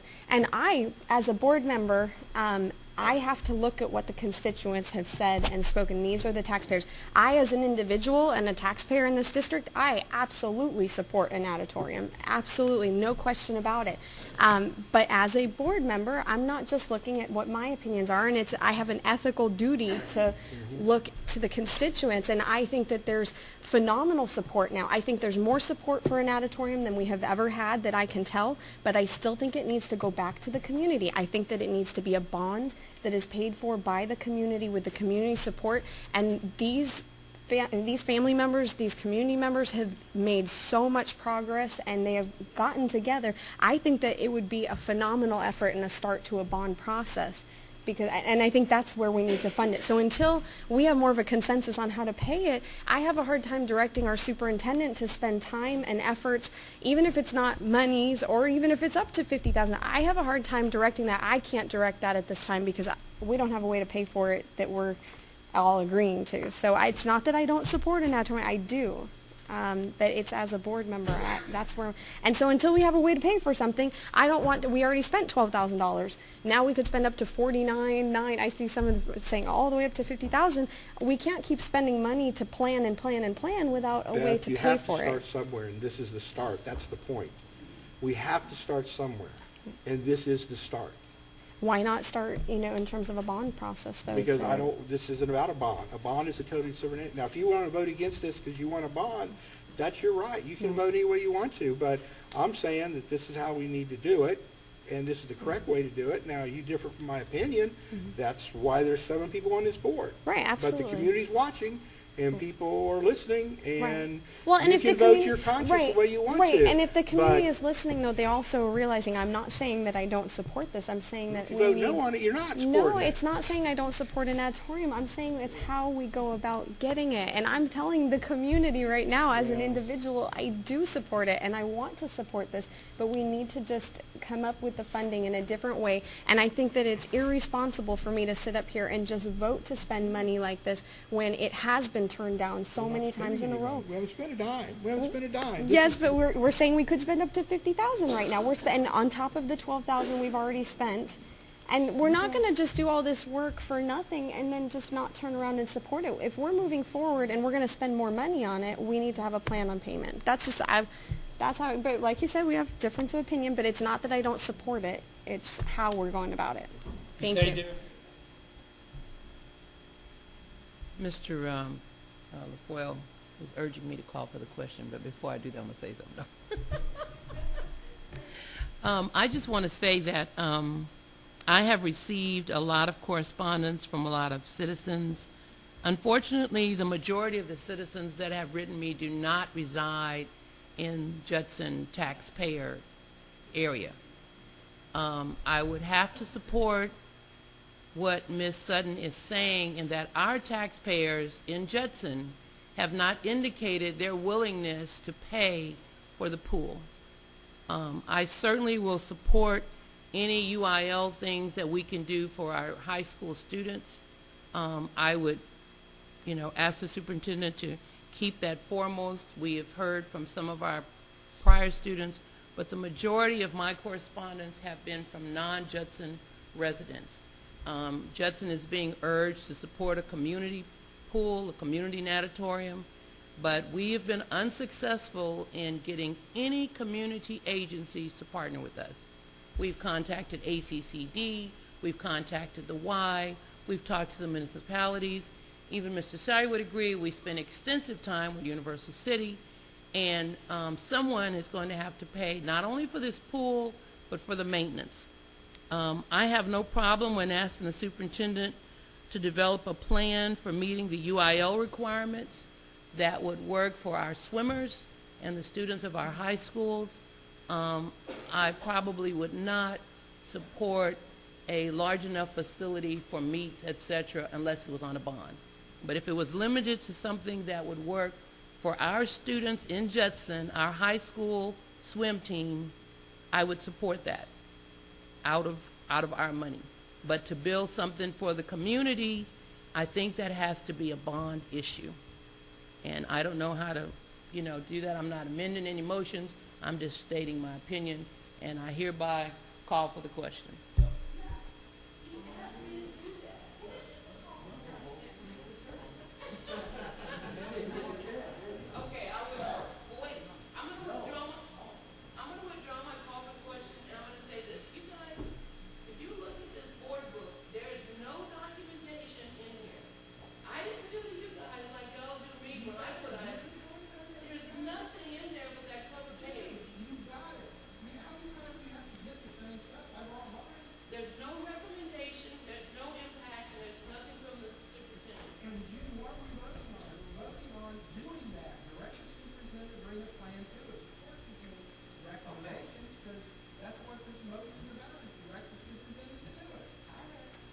Mr. Macias. Thank you, Ms. Adair, for not calling for the question, or withdrawing your calling for the question. I think it's important to note that that it's important that we find out what the district needs are across the board. Just like in any bond proposal, there's a needs assessment, and the community members come together, and we kind of determine what it is that we need to spend. And at the end of the road, Mr. Sellier, what's going to happen is we're going to have to make a vote if we want to spend $3, $4, $5, $6 million out of our general operating funds to fund a facility like this. And that's not a typical process. It would be extremely atypical. So we have to ask ourselves, are we willing to do that? And based on what I'm hearing, I hear board members saying this is really a more appropriate bond proposal. If it's going to be something that the community supports, they would have to vote for it, and we would use bond funds to support that effort. That's better, because I tell you what, if I had my opportunity, I'd take $8 million, $6 million, and build a stronger college readiness program. And I would use all of it to ensure that we do that for all of the kids in this district. So needs assessment. It goes back to what does the community truly want, and what's priority 1, 2, 3, 4, and so on. We don't have that here. You have your desires to have a swimming pool, and I can appreciate that, and we've definitely heard from the community. But I don't think we've gone through the process, and I think you've echoed that in the past with other issues. We need a process. There hasn't been a process at this point. So after a needs assessment's been done, we look at this as a potential bond item. I think we could put it on the ballot. Anyway, that's all I have to say. Thank you. What this is doing is asking them to put a plan for us. It's asking them. And he may come back and say, you know, it should be on a bond. Or he may come back and say, well, there's a possibility for us to finance it another way. But that's what this action is about. It's about directing him to find out what's the best way for us to move forward. So you're basically telling him, we want to know how to move forward, but we don't want to give you, you know, we don't want to direct you that way. This, by giving him 120 days, it's able to put it together, and he'll take a lot of the same information that we've all gotten and say, okay, you know, this is how we should go forward on this. This is, you know, this is what we, you know, 3 options or whatever, you know. That's what we're directing him to do. We're not directing him to say, yes, we're going to, this is what the best way. We want him to make a recommendation. And the recommendation may be, hey, I'm going to put it on a bond. You know, it's whatever, you know, his administration comes up with. That, and again, that's what this item is about, the way it's been amended. Thank you. Yeah.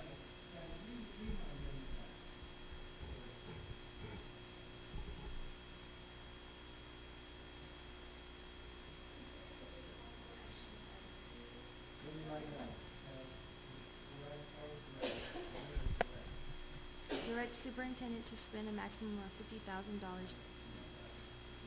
The original amendment. Direct the superintendent to develop a plan for meeting University Interscholastic Week UIL requirements to build and fund a natatorium to be brought before the board within 120 days for final approval. Thank you. Finish, sir. I agree with Mr. Flores. We're directing the superintendent, 120 days, come back and let us know. What is it going to cost? Where is it going to be? Who's going to be using this? Yes, I did get some emails, and I agree with Ms. A there. Most of them are from Short Cibolo. Here's what I want to say. It's from me, not any of the other board members. I'm going to tell you right now, I am against building a community natatorium. I don't think I was elected to do that. If you want a community natatorium, you need to go to the different municipalities, talk to the council people, talk to the mayor. I was elected to make sure that our students get what they need. And that's what I am going to support. Our students from Jackson IMG. I'm not worried about Church Cibolo students or some of the Northeast that I receive. I'm not concerned about them. I'm concerned about our students. And I told Dr. Mackey, I'm talking about our students in the district. Whether it be 5, 10, 100, I don't know. I want it for our students, and I will support it. And hopefully within 120 days, we're going to have something. And he's going to give us direction. This is it. This is how we can fund it. And I think that's what Mr. Selly says. I don't think he's saying, yeah, we're going to spend 10, 15 million. No. But for our students, yes. You know, some of the other students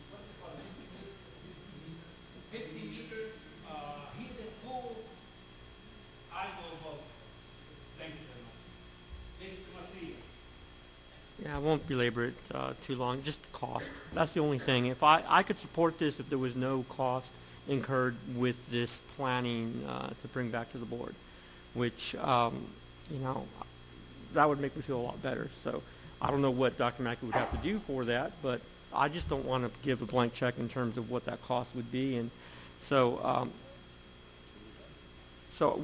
if you can tell us the options, then there shouldn't be architects involved. There shouldn't. Well, then that's the cost. No. Okay. So we can pretty much do this study without a significant cost. But that's what it's going to be, a study with no cost. Okay. Well, then I can support it if that's the case.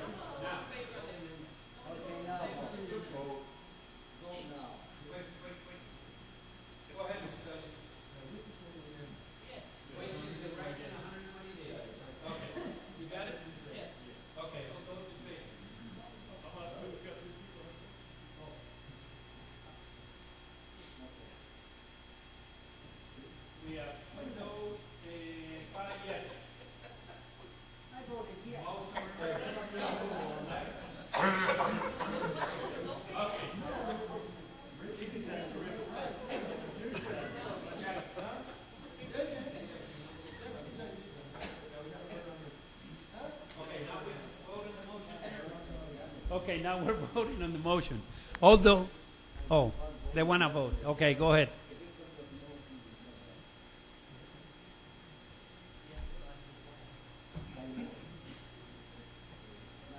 Okay. Motion carried 6-1.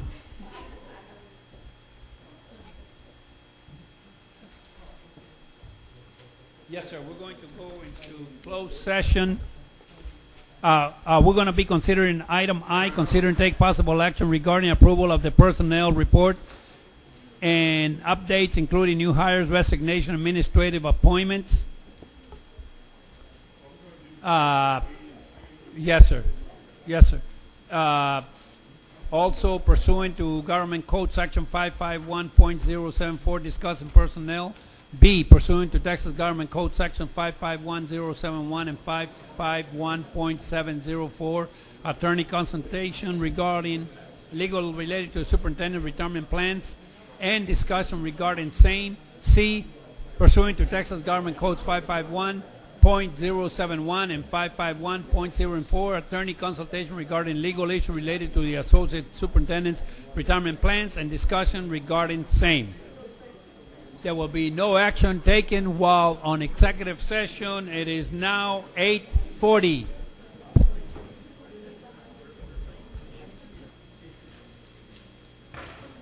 We are back from executive session. No vote was taken while in executive session. We come back to our regular board meeting at 9:48.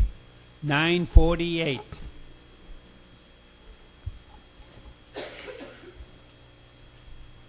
Consider and take possible action regarding items discussed in closed section.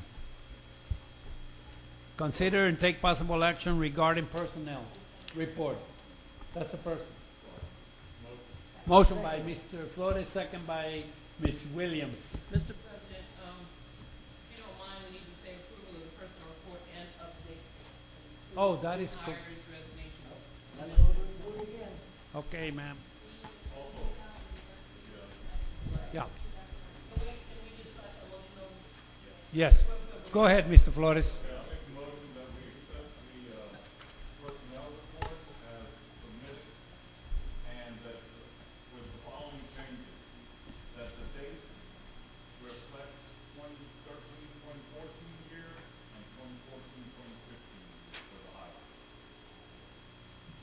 Okay, we got the motion and this second. Okay, we can vote on the motion. All those in favor of the motion signify by saying aye. Aye. All those opposed, likewise. Second, B, discussion and take possible action regarding superintendent's retirement plans. I move that we approve the superintendent retirement agreement as discussed in closed session and direct the board president to finalize the agreement. Motion by Mr. Macias, second by Ms. Williams. All those in favor of the motion signify by saying aye. Aye. All those opposed, likewise. Motion carries.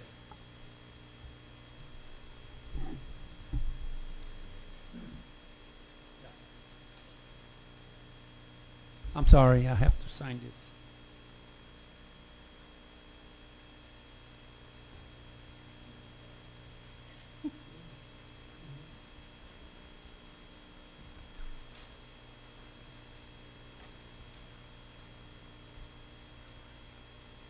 You can sign it after Mrs.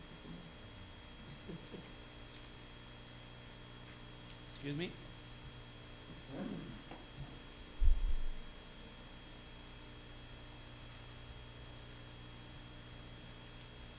I want to make sure legal doesn't get overtime now. Oh. Oh, that's right, that's right, that's right. Oh, that's, oh, yes. Okay, item C, discuss discussion and take possible action regarding associate superintendent's retirement plans. I move that we approve the Associate Superintendent's retirement plan as discussed in closed session and direct the superintendent to finalize the agreement. Second. Motion by Ms. Adair, second by Mr. LaFoyle. Mr. LaFoyle.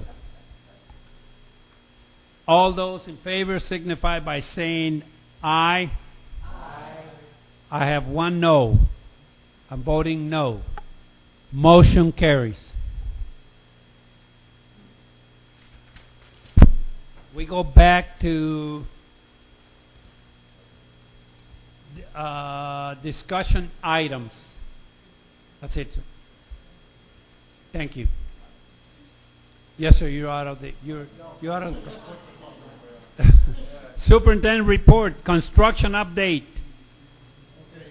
At this time, we finalized the construction project at the Evans Road High School and signed the contracts this week. Good. So they're proceeding with that. We're moving right along with the Kirby Middle School project. They're finalizing and doing the landscaping and groundwork for that project right there. The Copperfield project is moving right along, and so all projects are moving along on time and under budget. Thank you, sir. I believe Dr. Mackey is pulling the STEM Academy update. We'll do that one in May, sir, you said? Okay. They're going to bring us some additional information. 3, curriculum, 3 essential instruction system, vertical alignment, collaborative planning, and RPM plus student culture.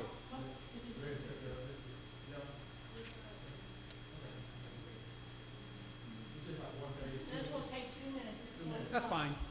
I promise. 30 seconds, start counting. Okay, so there it is. I'll bring more information at budget time because I know this is kind of rushed. I just want you all to know that this is, we have some schools that have been putting this in place. Some of the principals are in the back, and their data is way good. So we're excited. Basically what this is a lot of schools do these activities, but what they are is they're organized so that they're an actual system. And it's not an occasional activity, but a system that's put in place. And so we're going to be working on this year. One's to have everything vertically aligned so every teacher knows what writing program they're trying to create and what it looks like. System 2 is how you collaborative plan with the new TEKS.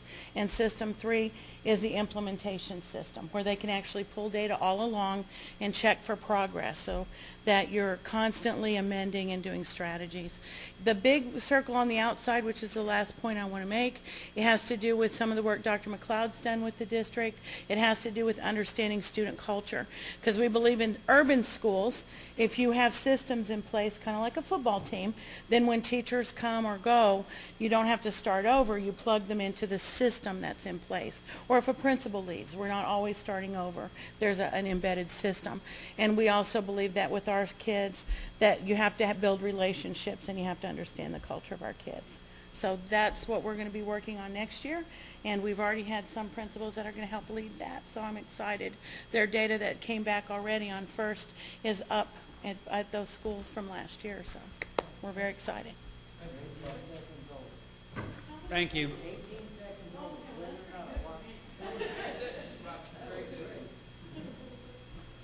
Okay, let's go to item B. Discuss ramifications of elementary boundary changes approved March 27. Mr. Flores. Thank you. On page 257. Right. I want to thank Dr. Mackey for getting us this information. Again, I think we were a little bit early in doing this without having all of the information that we needed. If we looked at our board operating procedures that were adopted in January, it says the board members shall submit their proposed agenda item to the superintendent or board president for placement on the agenda. And then on item 3, it says each agenda item must be identified in sufficient detail so that it can be understood by the public. This was not. We were brought this information at the last minute here and asked to vote on it without giving the administration an opportunity to look at it. And that's just wrong. And you can see some of the ramifications that are going to happen based on what the administration has provided. I think that if we had done this, if we had tabled it like it was asked for back then, and we were able to look at it properly, we would have been able to say, hey, this is a good thing or this isn't a good thing, you know. But, you know, be that as it may, it went out. And, you know, and I'm going to call out Ms. Williams on this. You know, I know you went through this and you had a lot of questions on what they asked. And in your statement here, you said, I have called several campuses regarding their receptionist positions, enrollment, etc. I would just like to know what board training you went to that said board members should be calling the campuses and asking that information, because I know I've never been to one like that. And again, in the board operating procedures, section 4A1, board members shall request existing information and or existing reports only through the superintendent or board president. I just think that, you know, the way this was presented to us was not right. That's what I wanted to say. Thank you. William. Well, and I'd like to respond first to, you know, the information not being presented, because I could say the exact same thing about the information for your agenda item tonight. Even just hours before, a couple hours before we sat down into the board meeting, we're still getting supporting documentation for it. It's because sometimes it's not possible. It's a matter of gathering materials, gathering information. When I placed that on the agenda, I gave ample time to the administration and I had talked about it. Did you give them the same thing you gave us? What specifically? Oh, well, my handwritten note. The handwritten, no. Yes, I gave copies that day. But I did not give that in advance. I sat in the superintendent's office and went over those exact numbers. I went over with the board president in the planning session. So I did go over those numbers prior to, and that, you know, we do a planning session over a week in advance. And the information that I requested from Dr. Mackey through Mr. Kirshner, that all came in, and it was, you know, some of it was on our desk presented that day as hard copies, but they did present it just the same as your agenda item today and support documentation. We didn't have it a week in advance, 2 weeks in advance, but we did get the information. Was, when you were getting that information from the staff and everything, was it with the understanding that this is what I'm looking to do? What do you mean in terms of the, You know, when you say you got the information from Dr. Mackey and the administration, was it, I'm looking at this because I think we need to move these people over here. well, what prompted me to ask for that information is there was definitely red flags in the fact that we're opening a brand new school with the same capacity as other brand new schools, but opening way under, and they give us the information. They gave us the 10-year, looking at the 10-year, I'm sorry, what's the word I'm looking for? The 10-year projections. Yes, thank you, the projections. It didn't make sense. You know, we kept being told that they were starting at a lower number because of the fact that there's growth in the area, there's expected growth, but when you look at the projections, it's just not there to support it. And a lot of these, you know, in terms of the ramifications, you know, ramification is usually a negative, or it could mean a negative, and some of the ramifications that you're listing here are not even relevant, or not you specifically, but that are listed here are not even relevant, and it doesn't match what the agenda item was even speaking of. Some of these things were already changed prior to moving those additional 70 to 90 students. It's an irrelevant, that's erroneous, some of these. So there could be discussion, but I have a lot of questions still with regards to the ramifications, and I'm not sure if it's something we should talk about now or if we should set up a special meeting to talk about it, but I have a lot of concerns about it. And if it's a concern that you felt like I sprung something on you or that the whole board didn't have information, that was never my intention, and that's why I would propose if we have, you know, these ongoing concerns, we can certainly meet and go over these in a more of a special meeting scenario, but I do have ongoing questions and concerns with some of this. But I never want to make you feel like I'm trying to, you know, circumvent you.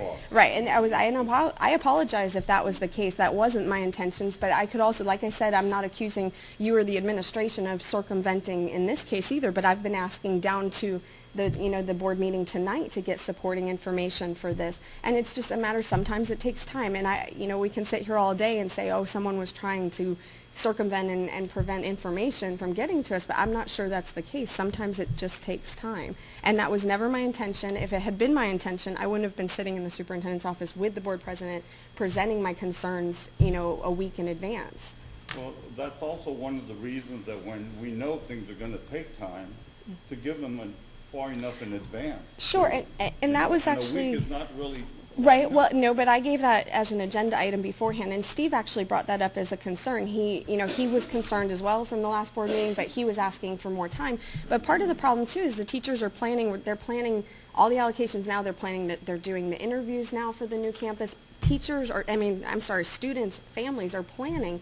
So I think we don't have all the time. So that's why I felt that given the information we had, given the numbers, the capacities of the building, everything we had in front of us, and at that point, the district, and if you look back from the last meeting, the only concerns that were really brought up was the fact that it's a new school and people flock to it, and that it's a new staff. We have a brand new principal who's never been a principal. We have a brand new assistant principal who's never been an assistant principal, and we didn't want to overload them.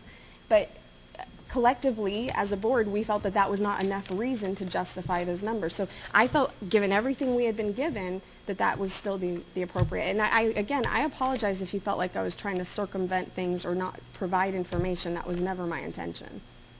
I just wanted to let you know. And then if, I don't know, Mr. Salinas, or moving forward, I do still have a lot of questions regarding this, but I'm not sure if now's the appropriate arena for them, but it is regarding the Title I and a lot of the ramifications listed on here. Well, it's concerning Title I, and I believe that's the information that Mr. Flores. Well, it's not specifically what's on the agenda, but it's what's given as the provided information, so that's why I don't want to go off of what's on here. I would request that if we're going to discuss Title I funding across the district, that we place that as an agenda item. This agenda item is germane only to the boundary change. Oh, right. Okay. Right. Thank you, ma'am. Right, and I have questions with those, but I'm sure those questions that I have could lead into, more general Title I questions. That's why I'm not sure that now's the appropriate time. We'll put it as an agenda. Okay. Okay. For May. And could we also, for May, okay, that's fine. And can we also maybe have the appropriate folks here too, if there's someone okay, thank you, for Title I folks. Okay. Yes. Okay, Ms. Adair. Thank you, Mr. President. My request is that I think we need to discuss the Title I as a whole. The only thing, Mr. Flores, I would say is the way that the item reads and the memorandum implies that the ramifications of the boundary changes only applied to Copperfield, when the reality of it is the ramifications of all of the boundary changes impacted Title I comp ed funds across the district, whether it's the receptionist position, whether it's comp ed teachers. And so we as a board, we should discuss across the board. And I'd have to say to Mr. Salyer, that's one of the things we didn't ask for when we discussed the boundary changes, what financial ramifications it would have when we move the boundaries. Now, I still would have voted to change the boundaries because we can't have overcrowded schools just to keep them as Title I. That's not fair to our kids. But I do think that we as a board need a better understanding, comp ed, you know, the things that are here, the teachers, the RTI, those things that are all a result of boundary changes, not just for Copperfield. Mr. Salyer. Yes. I abstained from this vote last time, simply because, like I brought up, we don't have all the information. It's just like the Chevron thing tonight. Where was the information? I'm not getting all the information. And it proves out that this is what we have in front of us cost us money and rearranging people. That's not how you're supposed to do things as a professional. If we're going to make a decision, we need to give the administration time to bring all the data and all the information to us to have a decent, informed decision to vote. I abstained because I told you, Beth, and I don't think there's anything devious about here. I think people voted their conscience and the right thing from what the information they had in front of them last month. We did not have all the information last month. Therefore, in my opinion, we made a bad decision. I abstained, but we made a bad decision on this last month. Okay? Because we didn't have all the information. Now we know we made a bad decision because we got the bad information. No. Well, it costs money, June. June, that's my opinion. But look at the numbers. Look at the numbers. Tell me we didn't lose money on this deal. Yes, well, Steve, no, we did not lose money on this deal. Okay, No, this was not, can I? okay, here's my point. This Right. was not an informed decision that you all made last month. It was not an informed decision. Some of you say it's a right, and I'm not blaming anybody for how they voted. I'm not saying anything devious, but I abstained, and I asked for everybody to table this so we get all the information. We didn't have all the information, and y'all did not make an informed decision. Well, no, Steve, to explain my concerns, and this is where I didn't want to get too into this in this board meeting to kind of tear this apart, but this is saying the ramifications of redrawing the boundary lines to add additional students from to Copperfield from Converse. That means specifically that vote last month. These are the ramifications. On here it says Converse will lose the receptionist position due to lower enrollment. Wrong. That's not correct. Converse already lost that position due to lower enrollment before we made that vote. That is not a ramification of what we did. We did not lose money. Converse did not lose a receptionist based on our vote last month. In terms of moving kids, moving 3 teachers from Converse to Copperfield, we're moving the students. That's where the students go. That's where the teachers go. We're not losing money. We're moving the money there. In terms of the Title I, we may have already lost Title I. Just as we can see, if you look at I've requested it. I'm not sure if you've had time to go through it because it all came this morning. But there's other campuses. Is it 4 or 5 other campuses that also lost? Is it that fell below Title? Congress would have still been On the cusp, but you can't, but on the cusp means that it could have fallen below and it may not. And we won't know till October 31st. So Converse may have already lost Title I status before we even made that vote. Some of these are not solid, some of them are, but they were already lost. So you can't just go off of this and say we lost all this money. A lot of it's being shifted. We did not have this information. That's why Correct. I abstained. That's why I abstained. My point here But is, it doesn't change the fact that Wilbert's going back, that we did not have all the information to make an informed decision, and you made a decision. And you can vote any way you want to, but the reason I abstained, and you got to understand this, the information to make an informed decision was not there last month. Well, and again, that's my complaint again. Right, but we asked at the board meeting too, after the administration had had some time, what were the concerns? And the concerns were that it's a school, it's a new school, they're going to flock to it, and that wasn't enough of a rationale or a reason for us to not go for it. We were not presented, oh, Converse is going to be on the cusp right now, but they will definitely fall below. And that's really what I'm getting, the heart of my question tonight is I'd like to know how the Title I, how we're projecting the Title I. And I think that's a discussion that's going to keep us here for a very long time. I have a lot of questions about it, but you can't just simply say we're losing Title I money when we don't even understand fully how we're projecting it, and we don't know our numbers yet. We're not going to know our numbers till October 31st or so of next year. So you can't just sit here and say we made a wrong decision because we're losing Title I In my money. opinion, we made the wrong decision because Right. we didn't have all the information. That's why I abstained. Right. Well, you know, And you again, can but vote the any way you want administration to, had but the when time. I make a vote on Right. something important like this, I Right. want all the information. Right. And we did not have all the information last week. Okay, well, yeah, and I understand where you're coming from, but I think at the same time, it doesn't justify leaving a campus potentially over capacity and in portables when we just passed a bond. This is something we promised, and it goes back, I mean, it all comes back to the students and being in overcrowded schools, overcrowded conditions. We know that doesn't work, and this was the whole point of this bond, was to alleviate that, and this is where I felt that, you know, a small shortcoming in that, and I think we've done a good job and made a good decision in resolving it, and I know the administration's already working to make sure that we're going to be successful with it, so I'm not concerned at this point. I just, like Ms. Adair said, I don't understand why so much of the attention is right there on Converse, because they had already lost some of that. There's already been changes, just like across the district. We're looking and having to adjust to changes. It's not just Converse Elementary. It's across the district we're looking at these changes. Sure. Oh, absolutely. No. Oh, I understand. I understand. No, I didn't mean you signaling it out. No. Thank you, Ms. Williams. On the memo that we received on the ramifications, I'm looking where it says Converse will lose the receptionist position due to lower enrollment. Well, I'm not going to discuss that right now, but I will be discussing that during the budget process, okay? Because I have some concerns about that. Not about Converse. I'm talking about the receptionist. There, also it says here, therefore Converse will lose their Title I funded RTI. We were told, not recently, about 2 weeks ago, that some campuses were not Title I, but they had RTI facilitators from the other budget, from the compact. So why are we saying that Converse cannot have a facilitator? They have compact? Sure, they can have a facilitator. So these are good things that we're going to be discussing when we discuss Title I and or whatever. Thank you. But thank you for this memo, sir. Okay. Anybody else? Okay, thank you.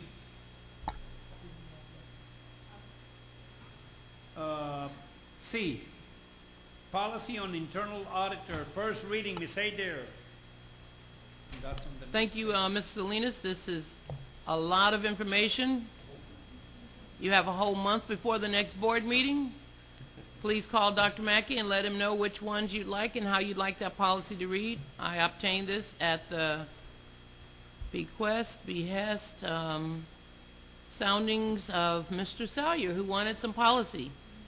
And I did not want to pick which policy the board had, Mr. Salyer, so I gave you all of them. My question is, okay, you're saying this is first reading, correct? Well, that's we have to put it down. Okay, but we're not voting on it next week. No, next May, until we have a policy. Right, we have to have a policy. In a month, we're gonna come back and there should be somebody should say something between now and then to the superintendent on what they would like it to be. This is not a. Now, I gotta back up. The question is also, do we want an internal auditor? This is acting like we want one. Not everybody wants an internal auditor. Well. So that has to come up first. You said Right, we have to have a policy. Right, policy. But if you don't want an internal auditor, there's no need for policy. Is this kind of like the natatorium? Right? There you go. But we're not spending money on this. Not on the policy, not right now. I don't think that this should be called first reading. Yeah. I think at best, this should be said, look this over. This is a discussion, and not come a up reading. with the first reading. Either way, it's already been posted and we're now doing it. Yeah, So, okay. let's work on the next one. Y'all get with the superintendent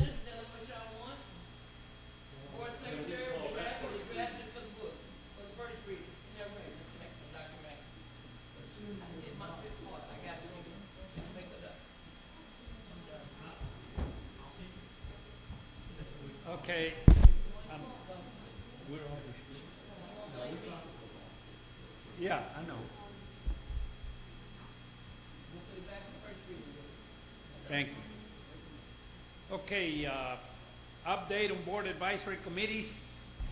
Mr. LaFoille. Oh, I'm sorry, you were out of town. They didn't go to the Jeff. Okay. I went to Jeff last night, but, I can't say anything until it's informed to people. Oh, okay, sir. Ms. Adair. Oh, I'm sorry. No committee? No, I want to say that I'm on the committee. I'm on the scholarship committee for the Jeff. Oh, okay. And so we thank all of the people that submitted, and especially the high schools. I don't see my other high school principal, but thank you, and please thank your counselors for their diligence. Where's he at? I see him. Mr. LaFoyle gets worse than me when it gets late.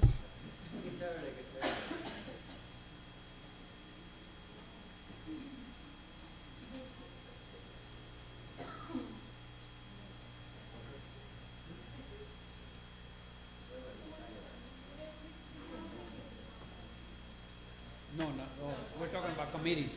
Mr. Salyer, I think you went to one. Oh, no, Mr. Flores. We haven't had our long-range plan, but Sonny said that we'll probably have our last one in May.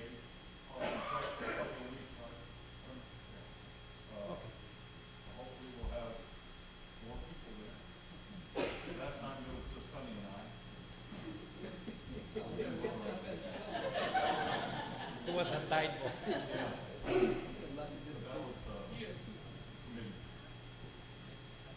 Okay, anything else? Okay. The Bear County Coalition is looking to have, they're asking dates. Yeah, I was going to say something on that. Update on board training, conferences, events, and consider future agenda item requests by board members. The Bear County Coalition will have their next meeting here on the 28th of April, right, Jackie? 28th of April. We're going to host starting at 6:30 here on, oh, right, no, not here, but on the cafe. Wait a minute. Oh, right here? Oh, I'm confused with the other. Okay, it's right here, yes. And you've been in touch with Mr. Blunt and everything, ma'am? Everything's squared away. Okay. Well, actually, several of us attended the college, what was it? The ACCD? The Lakeview reception for Dr. Fulton, I believe. The new president. And it was real nice, very well attended. Any other events or anybody else attended anything? I have an event Event? Yes, ma'am. or a date coming up. Just wanted to share, it's a date coming up. It's actually this Saturday. The transportation department always puts on the Easter egg hunt. And, my kids that we attend every year, and it's actually a really neat event. They do such a nice job with it. And especially, we've had a really, really tough week with transportation and the district and the loss. And from my understanding, too, I get the all calls, and I did receive an all call from Coronado that I think some of their students will be there participating as well in the event. So if you get a chance, it's actually on this Saturday, the 19th, from 12 to 2. So please feel free to join us. It's at the old Converse Elementary campus. What's that? Oh, go ahead. I'm sorry. Yes, sir. I got one more. I attended the parent conference. Beth was there, and I think Mr. Macias showed up a little later. I didn't see y'all, but I saw Beth. So, but that was really great. It was. I enjoyed that, and y'all did a good job, staff and everybody. Everybody was able to talk to people, and they did a good job. Thank you. Jackie, what was the other date? I remember I needed to give them the other date. I forgot. Was that the only one, the coalition? Oh, yeah, we did the May board meeting also. And I just want to ask, because we're gonna probably wanna have a lot of items. Would be okay if we have a 6 o'clock instead of 7 o'clock? What's the consensus of you all? I think we should try to put some of them on some of those meeting nights we have, because you have 3 pages, people get tired, and then they get a little rowdy. You know, let's space out some of the events. We have a lot of meetings coming up. We have one on, Put some discussion items on their own, you know. one on the 24th, like on the 24th? Whenever, but we also have a lot of budget meetings. We have budget meetings need to be coming up. On the 24th, sir, we could put some discussion items of April, next Thursday. If you want to put them on, and Dr. Mackey can let us know yes or no, whether we can do it or not. Just call Jackie and let her know. I mean, like, right now, I don't have any discussion. Oh, yeah, no, but that's a good idea. That's a good idea, because we're gonna have a lot of those, special meetings. Yeah. Is that okay? Okay, sir. So then we'll put some of those items there. As long as there's no action items. No. I'm talking about discussion items. Okay, okay, this meeting is adjourned. Thank you.